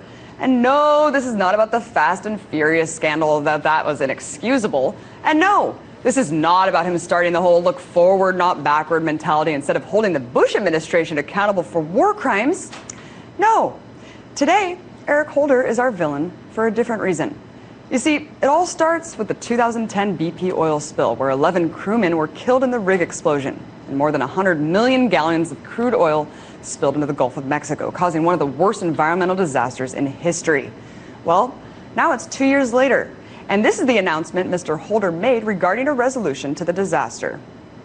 BP has agreed to plead guilty to all 14 criminal charges, including responsibility for the deaths of 11 people and the events that led to an unprecedented environmental catastrophe. The company has also agreed to pay $4 billion in fines and in penalties. Oh my God, awesome. $4.5 billion in criminal fines, acknowledgement that BP messed up. Sounds like a good step toward justice, right? Well, not if you look at the details of the case. You see, even after the fines, even after the holocaust of sea creatures caused by the spill, BP continues to be awarded energy contracts. In fact, BP is still one of the leading providers of oil and gas to the Pentagon. And while families of the victims seek justice for those they lost, both BP and the U.S. Department of Justice are very quick to pass the buck. You see, 2 BP workers are being accused of disregarding abnormally high pressure readings that indicated a potential for a bigger problem on the Deepwater rig. Both of these men are being held personally responsible for the disaster and are being charged with manslaughter. And that's exactly the problem here. I'm not saying that negligence shouldn't be punished. What I am saying is that this is a perfect example of how a giant influential corporation can get away with pretty much anything and lay the blame on its employees instead of actually taking real accountability. These two men are not the ones who decided to spray a highly toxic dispersant across the entire Gulf that arguably caused more damage than the oil itself. They weren't the ones that outsourced slave labor to do photo ops of cleanup efforts. The list of BP's criminality goes on. And while these men are not responsible for that criminality, they are the ones paying the price. So, for not pursuing a more harsh punishment for BP's corporate board to the fullest extent of the law, and for being the one-man embodiment of a two-tiered justice system, Attorney General Eric Himpton Holder Jr., you are today's villain.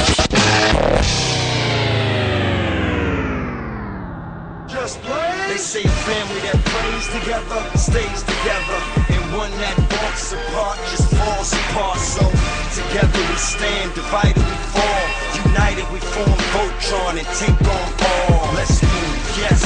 The birds left the nest. I'm all grown up, I gotta fly with the rest. Best of the best is what we strive to be. Yeah, a legacy is what we trying to leave. Let's say goodbye to the past. The future's here at last. The second coming, the new beginning. The truth is speaking. You should listen. So glorious, victorious. We take what we want. We born warriors. So glorious, victorious. We take what we want. We born warriors. If you fall, get up and try it again. If you drop, get up and try it again. If you fall, get up and try it again. If you drop, get up and try it again. We tired of being runners up. We coming up. We ready for whatever you put in front of us. Blood, sweat, and tears. Yeah. We dripped all three just to get here. No longer will I wake up and my dreams just vanish. It's staring right at me. I must take advantage. Hard work pays off. You get what you put in. So why stop now? Gotta keep pushing, pushing. We in a fight to the finish. So why not fight till you finish? Dig it? I'm my own author. Here's my story. My life's been full of pain. Now where's my glory? I'm so glorious, victorious. We take what we want. We born warriors. So glorious, victorious. We take what we want. We born warriors. If you fall, get up and try it again. If you drop, get up and try it again. If you fall, get up and try it again. If you drop, get up and try it again.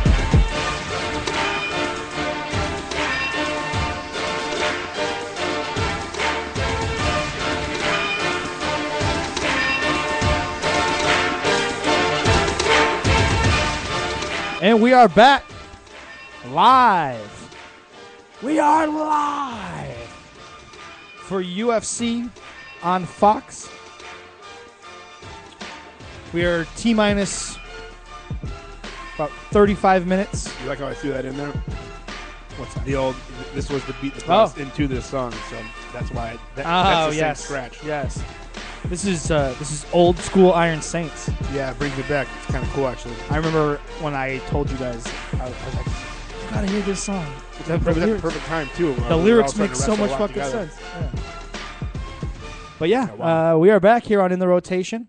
We are talking MMA in the first hour. Of course, we had a little bit of a break, and those of you listening on podcast can just skip over that part. Hey, man, I'm just trying to make it sound a little cooler. The new thing that we have is we have some news items, but we have a news jingle now to go with it. There it is.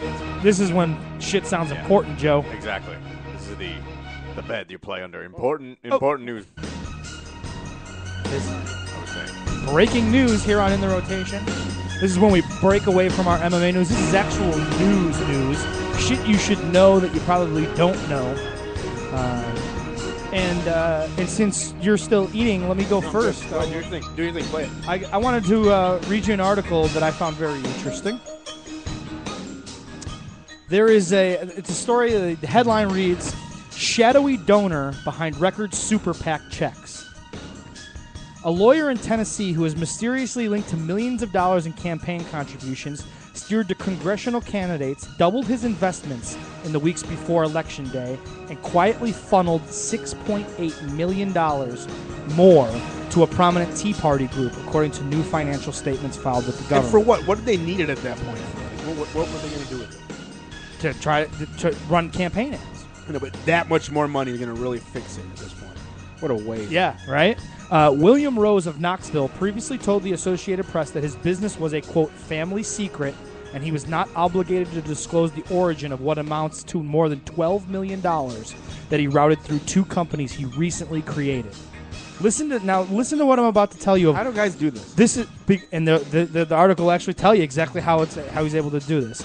So it says here, Rose did not immediately return phone calls from the AP on Friday. He previously complained that phone calls and emails from reporters were irritating. Good. The money went to the Tea Party's most prominent, quote, super political committee, or a super PAC, Freedom Works for America, which spent it on high-profile congressional races. The $12 million accounted for The $12 million accounted for most of the $20 million the group raised this year. From this one guy, no one wants to know, he won't tell anyone where the money came from, and he created two businesses to funnel the money through.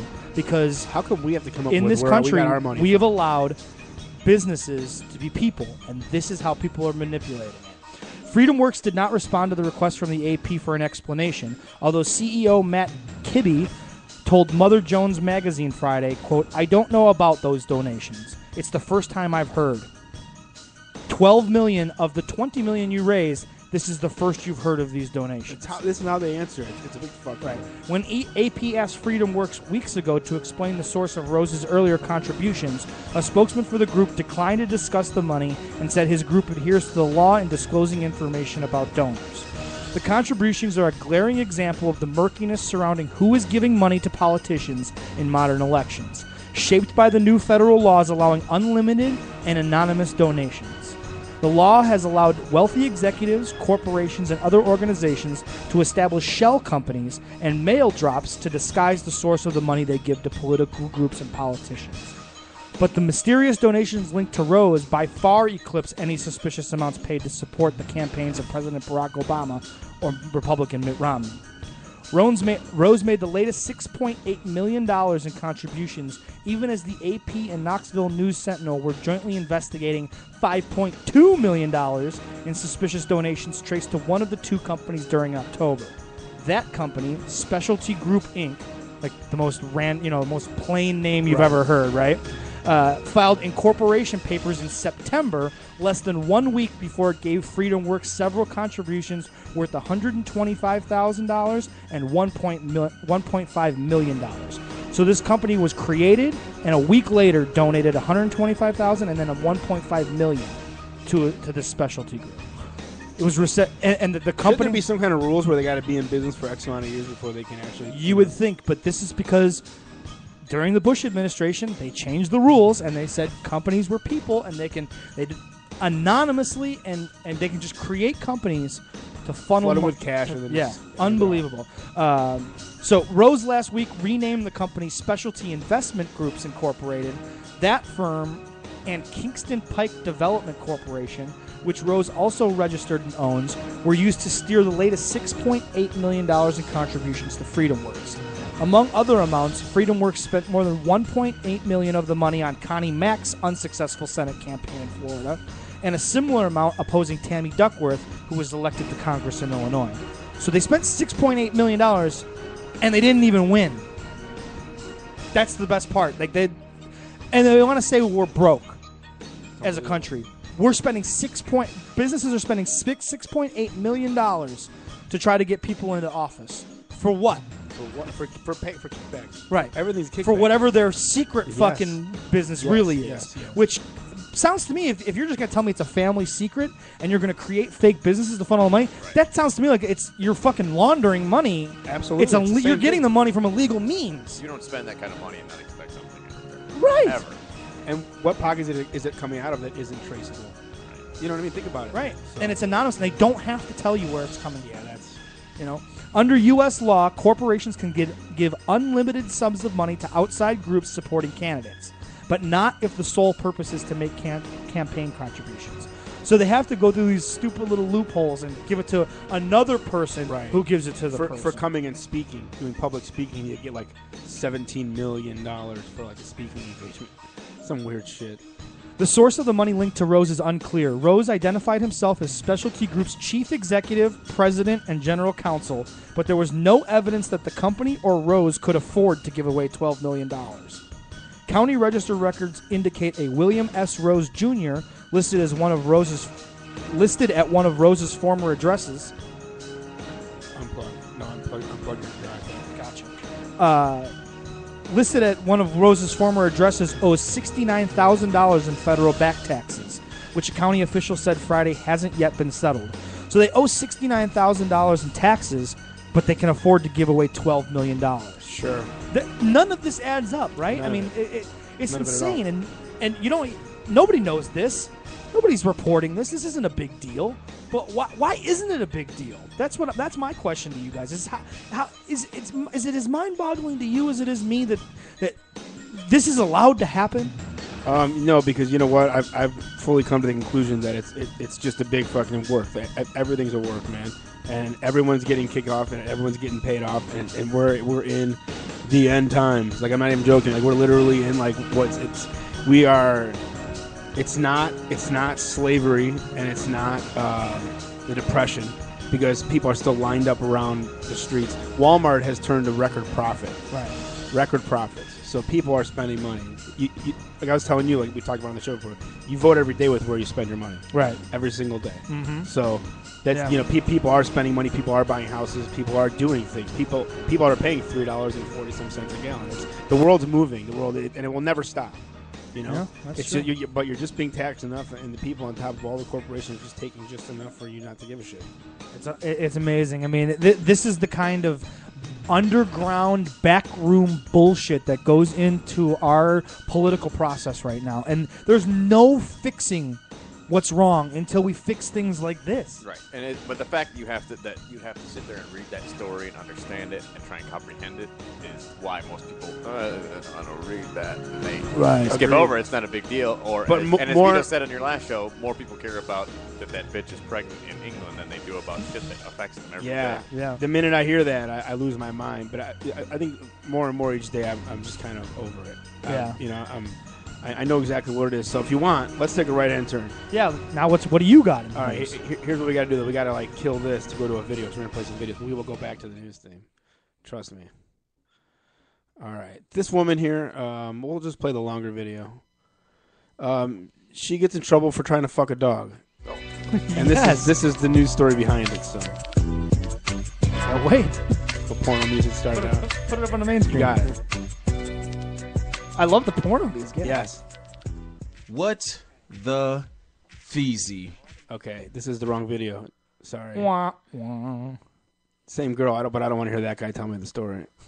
Sorry. Slap in your face. Woman wants to fuck dog with boyfriend. Oh boy. Oh boy. What is this? You have not done any pre-production. No, you know what happened, man? I threw it into my phone and I lost the apps So between. boyfriend. Oh, we're definitely not watching that. Let's play the shorter one. Might just be. I thought I had a news story like this with the actual news. Ladies story. and gentlemen, YouTube roulette. Right, exactly. Right. And it's so funny. We just got on the new network, and you guys probably listening tonight, going, "What the fuck? These guys, this right? Terrible." Do not. We may have to erase this later. Never.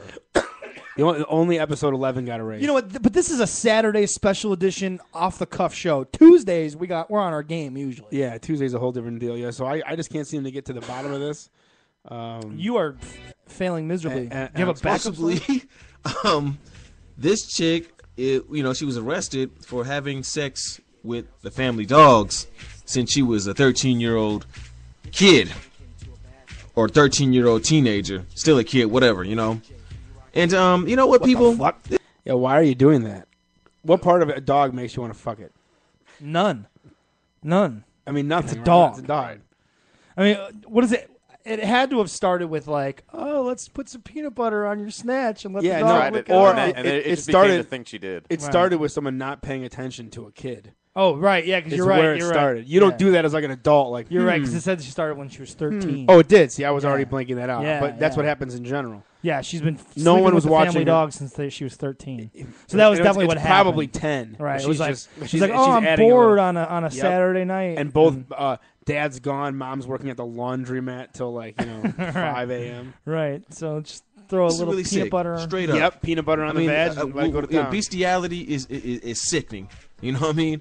Oh boy, that's This a concept. girl, here's this girl. I guess she had a boyfriend or whatnot, and the boyfriend said Tell the story's things in the terrible. relationship was just they were going good until all of a sudden.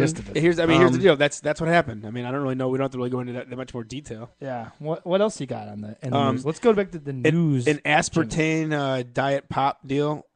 We can talk about that. Okay. I love it. You're always ruining something for me. So ruin pop. Let's do it. I bet you know what? I think this might be another YouTube video. So with that being said, we have to kill the one and play the other, but I have to kind of do it like in a timely manner here. So it's like this is what we just need, like an upgrade to our system where we can run two boards at the same time.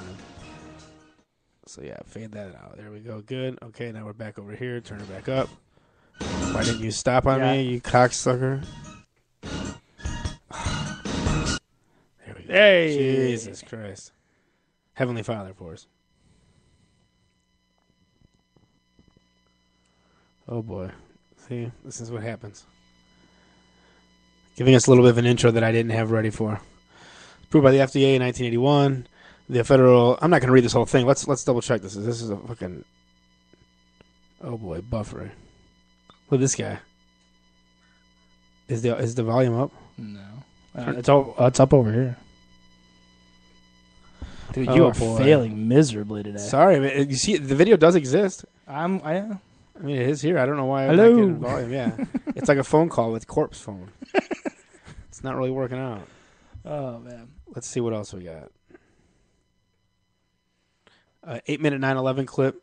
It's just something different. I kind of forget. And also there's this guy Kevin Matthews who shits on Bill DeMott and puts out some photos of them doing like some gay stuff in front of Bill DeMott. I saw like the one dude was naked with his ass and doing the Bill Rikishi DeMott's deal. in the photo or something, but it just seems weird. The whole thing seems very odd.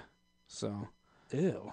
Yeah. See, what is that? I guess this is Bill here that's on the outside of the ring. What is this? Is that Dolph Ziggler? I mean, what is that? Yeah, it seems like one of their trainees, but you could see he's actually wearing like some sort of underwears. But you see it here, right? Yeah. But the idea is, what are you guys doing? What are you doing? What does this have to do with wrestling? Yeah, I don't understand it. And there's another guy here recording it with his phone, so somebody has a close-up video of this that they're sitting on. And look at that phone too. It's like an old school Nextel. Like a flip Right? phone. Who still uses that? Might be who how knew old, that had a video camera? I think it's how old the he saved the photo. I think this isn't like something that's out now. I think this is like from a different time. That's Sure, why I guess we could probably find out if we did a little. Well, and also research look, into- they're at FCW Arena. They haven't been there in a year or so, or a long time. That's at the FCW Arena. That's not at the Full Sail deal. That's true. So Wow, it is old. Weird. Everyone seems to hate Bill DeMott, but he still has a job. How is that possible? I think once you get in that system, man, and you can just prove that you'll just follow the same rules and do the same deal. That's what happens. Oh, hey, what's up, man? We got it. We have to actually have to grab the other microphone. It's the only way to do this. I don't know if we had. Here's the negative. We don't have another headphone jack. That's true. We run out. We wouldn't have had it. So even if Black would have came down, we wouldn't have had the proper supplies. How about that? It was meant to be then. It was meant to be. We could turn this up a little bit. It didn't affect us that 1 week, right? Remember we played it through the whole last half of the whole show? Sure. It gives a little bit like stereo. Oh, there you go. Stereo. But no. So let me try to find this thing on YouTube. Keep talking for a second. All right. So Joe, what's going on new in your life these days? Is this where we've come to the show? Yeah, we actually had this part planned for a long time. We were just going to bombard you about your personal life. Oh well. You fell for it. Now you're here and you can't go anywhere. And that's why we had Brandon come in, because he's standing at the door, so you can't run. Can't get out. We're gonna Kevin Harvey you. And if anybody wants to know what that is, you can go right to my YouTube page right now and watch us beat the shit out of Kevin Harvey in his own words. What is that? What YouTube channel is that on? Of course, / Vito Tomaselli. Where else? Well, I mean, shit, yeah. There we go. So you're still... No, I actually found it. Okay. Now it's actually All playing. right, we've killed time. Yes, aspartame, brain cancer, and the FDA. It's a little 10.5-minute video. We may get through the whole thing. We may not get through the whole thing. I'm going to ask Ben to read a little bit at the beginning because they'll. Okay, it says aspartame, E951, is consumed daily by millions of people. The sweetener is now being used in over 6,000 products. Aspartame was approved by the FDA in 1981. More importantly, by Donald Rumsfeld. Is everybody aware that he was the one that brought aspartame basically to the forefront and made it what it is? Really? Yes. Okay. You get out of 10 things that are really bad that happen in this country, Donald Rumsfeld's behind 7 of them. Seriously. He's a pretty evil person. Yeah. The approval was was the most contested in FDA history because aspartame caused brain cancer in lab animals. Is that bad? What? Yeah, I guess.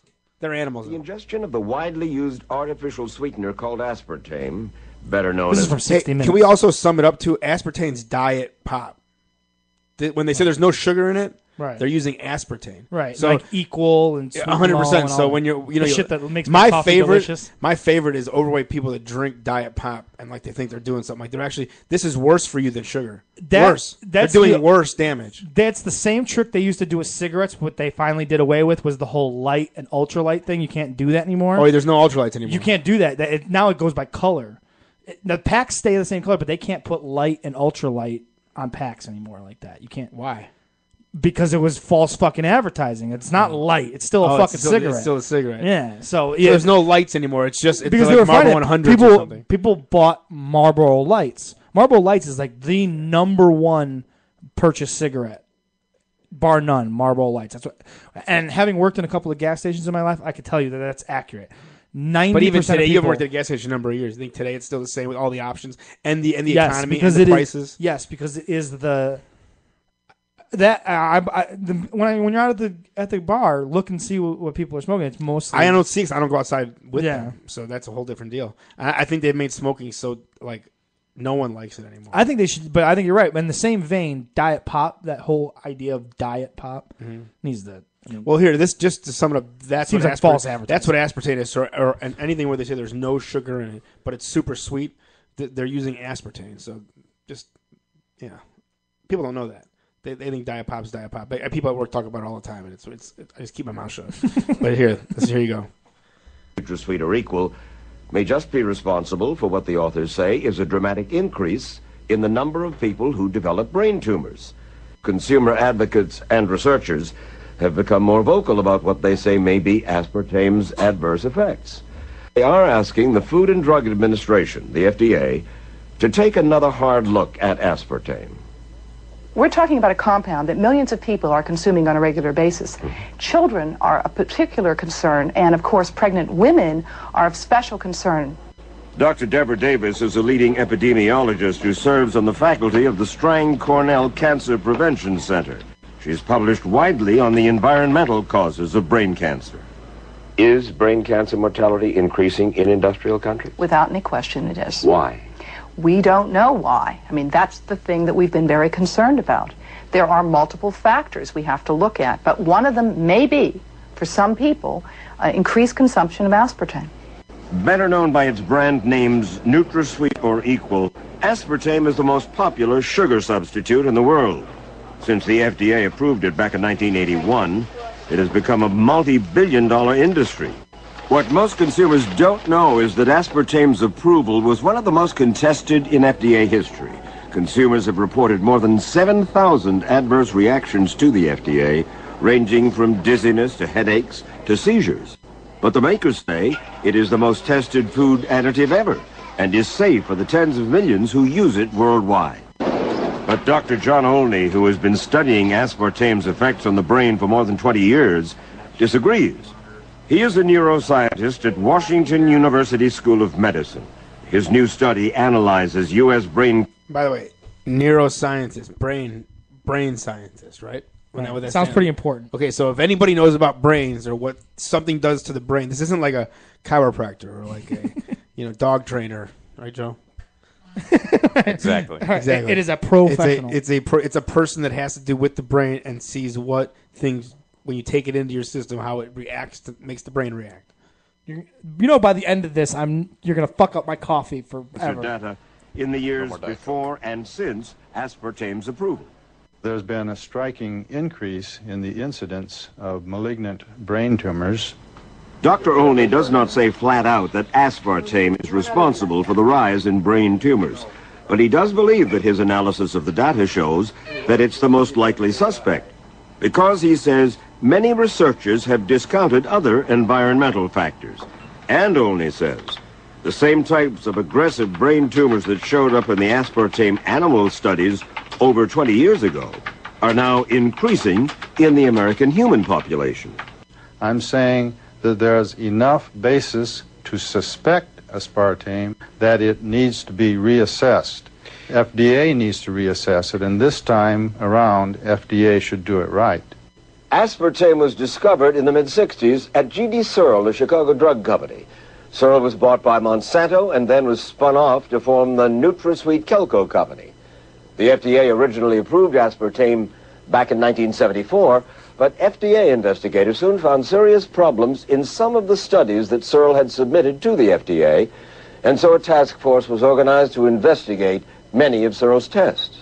There were some very serious deficiencies in the conduct of some of those experiments. Dr. Eric Millstone is a food safety expert at the University of Sussex in England. He's been a critic of Britain's approval of the sweetener for over a decade. He says that Searle's tests in the early 70s were so flawed, there is simply no way to be sure that aspartame is safe. Well, for example, a rat died during the course of an experiment, but apparently that rat was not then carefully dissected to see whether there was any evidence that the compound might have killed the rat, and there were many other deficiencies in the conduct of these tests. Tumors appeared in some of the animals and they were simply cut out and discarded, not reported. There were cases. And you get the idea.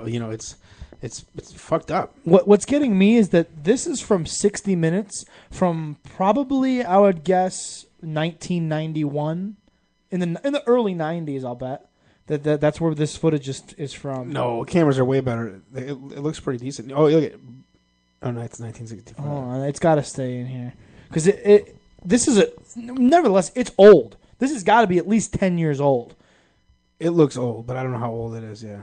Yeah. So I mean, it looks mid-late 90s. Yeah, for sure. Because the way people are dressed and Sure. things of that nature. But yeah, that's what's maddening is that this was on 60 Minutes, which is like the most watched news show on the planet still to this day, and it doesn't sink in. No, they just think it's one study. It's so weird that you can know something could be harming you and you still take it like that. Since you brought this up weeks ago, I keep saying it. Every time I get a cup of coffee, I think about it and I think I should change. I should switch now, and now I have to switch. You have to switch. I mean, my coffee is not going to taste the same. And you'll find different things to put in it that you like it. I'll have to. I'm gonna have to get like it's either that or get. I'm gonna get like cancer. flavored. What's it called? But it'll be in that. Turn that around too, and look at that. That might be sweetened with aspartame too. God damn it! More people sweeten with that. That's what. It's not that like it's just in the diet stuff. It's in everything. But sugar's bad for you too. Not regular sugar, and not in small dosages. Your body needs. You can use it as fuel. When you're eating a bag of candy, yeah, you're not doing the right thing. Oh. To get sugars into your body though, a couple times a day is not going to hurt you. It makes your body. I like candy too. You need some fuel. Yeah, but it also makes your body do things it's supposed to do, like run shit out of it. You know what I mean? Like you need to make your body do stuff. So if you ever do get like a disease or you get something that's fatal, you want a strong body. Not like when I get a headache or I don't take aspirin. I don't take any of that shit. I just deal with it. And because it's ultimately you usually just need water or something to eat, and all your problems are fucking fixed. Sure. It's weird because when you do get sick one day, which ultimately I think what do they say 1 in 4 get cancer? I mean, at this point, there's 4 or 5 people in this house right now. That's kind of scary to think about. Right. 2 of us. Yeah, but statistically, probably 2 of us will have cancer. At some point. See, that's why I say ultimately err on the side of caution and just stay away from aspartame. Sure, can't be that good. It's not pussy. Yeah. I mean, for real, that's the one thing where you just go, all right, well, like, gives me dick cancer, deal with it, right? that's the one I thing. guess You're if just it like, turned out that pussy gave you cancer, I would still I'd deal with it. Yeah, I'd have to run the risk. dude, it could give you AIDS if you fuck with the wrong bitch and you're still fucking it. So don't tell me you wouldn't. Good point. Don't tell me that. I'm not that stupid. So that's just kind of a brief. It's a 10-minute clip. You can go check it out if you want on YouTube. It's very eye opening, and I guess this kind of leads into something we talked about off the air, but we'll bring it up on the air. Is that Dr. Brzezinski, who you had brought to my attention, and we are still currently working on. You'll be happy by the time we get to it. Yeah. But some news came out this week. The folks at We Are Change posted it. That are you into them now? Do you pay attention to them at all? Do you see their I stuff? liked them on Facebook so that their shit would come up and I could read what they offer. Yeah, they only do a couple things a week, so you can't get like too far behind if you start watching. But apparently another case was dropped against him by the Texas Health Board. So they proclaimed it to be a pretty positive. Do you know what thing. Dr. Brzezinski is? You ever heard of Dr. Brzezinski? He has a cure for cancer. It's not. I'm not making that up. He literally has, and he's had it since the 70s. And he's demonized and criminalized, and brought to court, and has to, because Big Pharma wants the patent. He won't sell it to him. So the only way you can go to him if you're deemed fatal by your doctor, where chemo didn't work, there's certain qualifications, and it's got to come out of pocket. Ooh. Yeah, it's like about $100,000 to do it. So, just to try to save your life. It doesn't just to surprise save your me life. because there's a lot of money in keeping people. What they say on the more average, sick people. if you get any level of cancer, it's $300,000 before it's a penny to everybody. Everybody that's involved in that, from the doctors to the surgeons to the chemo to the aftercare to the rehabilitation to every step of the way. They say it's around about $300,000. Think of how many jobs would be lost. Angioplasties, he takes out the bad ones and puts in some new ones, and you go home. You wait it out, and then you're miraculously cleared. Just gone. It's gone. There's no. It's incredible. We played it on the show. What was it, last week or couple shows ago? Couple shows ago, where he played a clip about this guy who his daughter went through chemotherapy, went through all these twin daughter. It was a twin daughter. Okay, so it was a comparison of one healthy girl and one that had cancer, right? Brain cancer. Wow. Turns out, in the end, she was cured of cancer, but died. She died. Oh, go ahead. She died because her brain fell apart from the chemotherapy. So she was the first person to ever, with that cancer to die cancer free. Yeah, and it's still illegal, basically, for this guy to try to do what he's doing. Yeah, there's money. I mean, it's too much money in too many people. An entire industry goes away. Right. Which same thing with why it's taken so long for marijuana to get legalized. Yeah, it's a lot of jobs. It is a lot of jobs, but think about it like this, man. It would. You can make beer, like I said. Right. We talked about this before, but no one's really making beer. Sure, there's some people out there that can do it. Right. But the idea of actually growing and having to deal with them, if you have the money and all you got to do is drive right down the street, like you get your pack of cigarettes and you just get some really bomb ass weed. Yeah. A good percentage is going to spend the money. A very, very, very high good percentage. Oh, yeah. There will be some that grow, but not a lot. Right. A lot of people have families and shit. They're going to grow weed around their families. Right. I think it's ridiculous that hemp is illegal to grow in the United States. From start to how finish, much shit you talking about the shakings, not the bud. Take the bud away Right. from weed. That part of the plant, 80% of it's used before it's discarded. 80% for what they could use it for. And a tree, you use 20% for the same processes, meaning, anything down to clothing, and anything down to raw materials, and anything down to anything that you can make from hemp. And it goes directly back to the paper industry. Yeah. In the early days, the guys that were in the paper business. Said William Randolph Hearst. Yeah, and they basically lobbied. Yeah. To There's make multiple marijuana lobbies legal. at this point. They are the first. There's multiple. Even the own medical marijuana field, they're now lobbying against it because they don't want it to be legal. They still want to sell you the $450 ounces. Right. When there is the percentage of everybody being able to grow at home, the $400 ounces now goes down to $175. Sure. For real. Because then they're not going to be able to compete for the guys that sell the sprout. And the sproutlings will go up to like $100 a sproutling instead of $5. Sure, we were purely speculation at that point. Since you brought up the passage of marijuana, another news story that I had was related to this. Wait a minute. Are you saying that there's another news story? Yes, that's exactly what I'm saying. This from the Associated Press.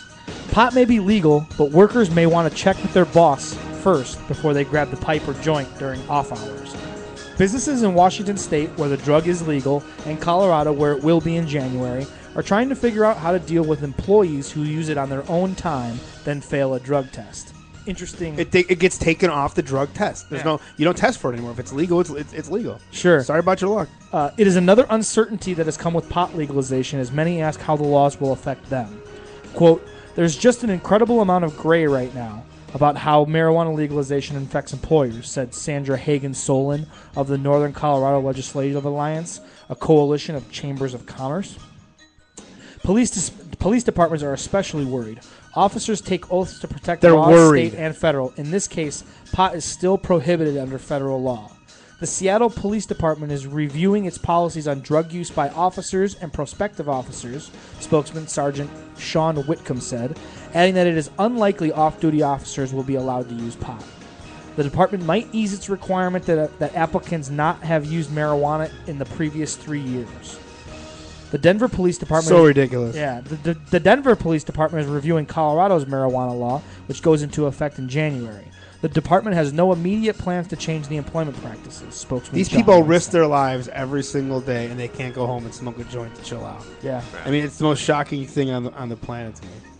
Quote, marijuana is still illegal at the federal level, so officers would not under any scenario be allowed to use marijuana, White said.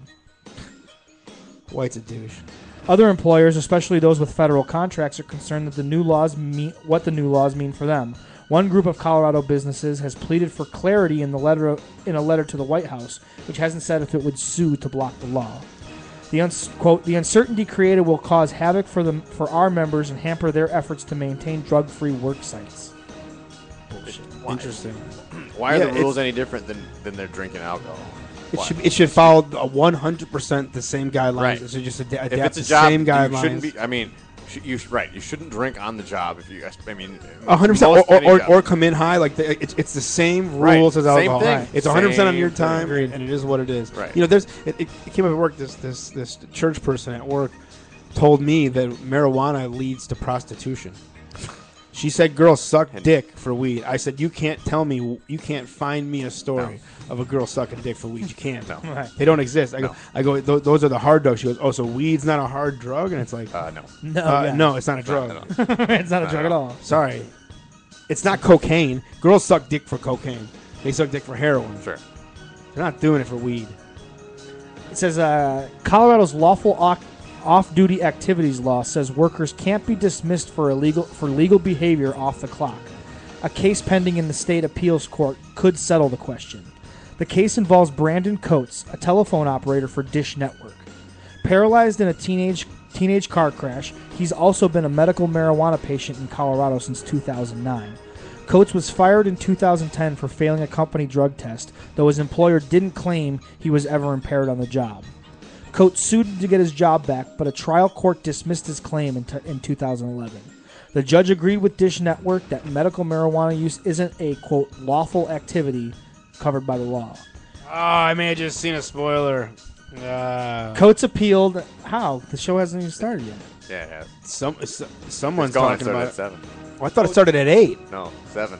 Oh shit! I didn't know. I thought it started at 8. Oh well, then we need to get the fuck off the air. It is being recorded, so All right. we do have fast forwarding options. But it says, just to finish off this Stay off story, Facebook. Yeah, right. I'm off Facebook now. According to the National Conference of State Legislatures, more than half the states have laws that protect workers who smoke cigarettes off the clock. Colorado's law extends to all legal activities, though Washington State doesn't have a similar statute. Interesting that's. How can you treat it differently? Like you said, how can you treat it differently than alcohol? If alcohol, if it's legal in the same way, you know what? How could it be treated any different if you're not on the clock? And if you're going to legalize it, legalize it. Stop with just stop. Right, with you it. can't be. What they're saying here is you can't be fired for smoking on the job. Weird. Or off I the would clock. treat it. I wouldn't treat it. I mean, although cigarettes do alter your mood, but I would.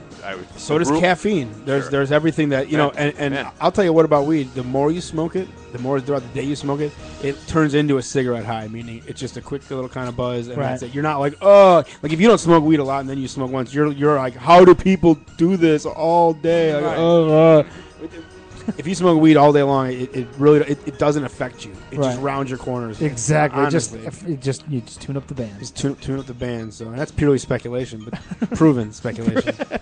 Proven speculation. Absolutely. I think we've been going at it for 2 hours now, so I think it's about time to say nice to know you. And let's go watch some UFC. I can't wait to watch some guys get punched in the face. Definitely ready. We're going to run it down one more time. Mike Brown, Benavidez of Mike Brown. Joe's got Mike S. BJ Penn. Mike Swick. Ben, second round submission. Me and Rory, or Rory for me and Joe. Decision. Submission. You just have decision. Shogun Goofs in. We all have Goofs in. Goofs to sin. You like that? Yeah. And you went with Henderson. Joe and I went with just to go with him. With Nate Diaz. We'll see you next time. Tuesday, our big debut for Rip Radio. Rip Radio. We'll see you later, bitches. Say that these brothers lied to you, Jack.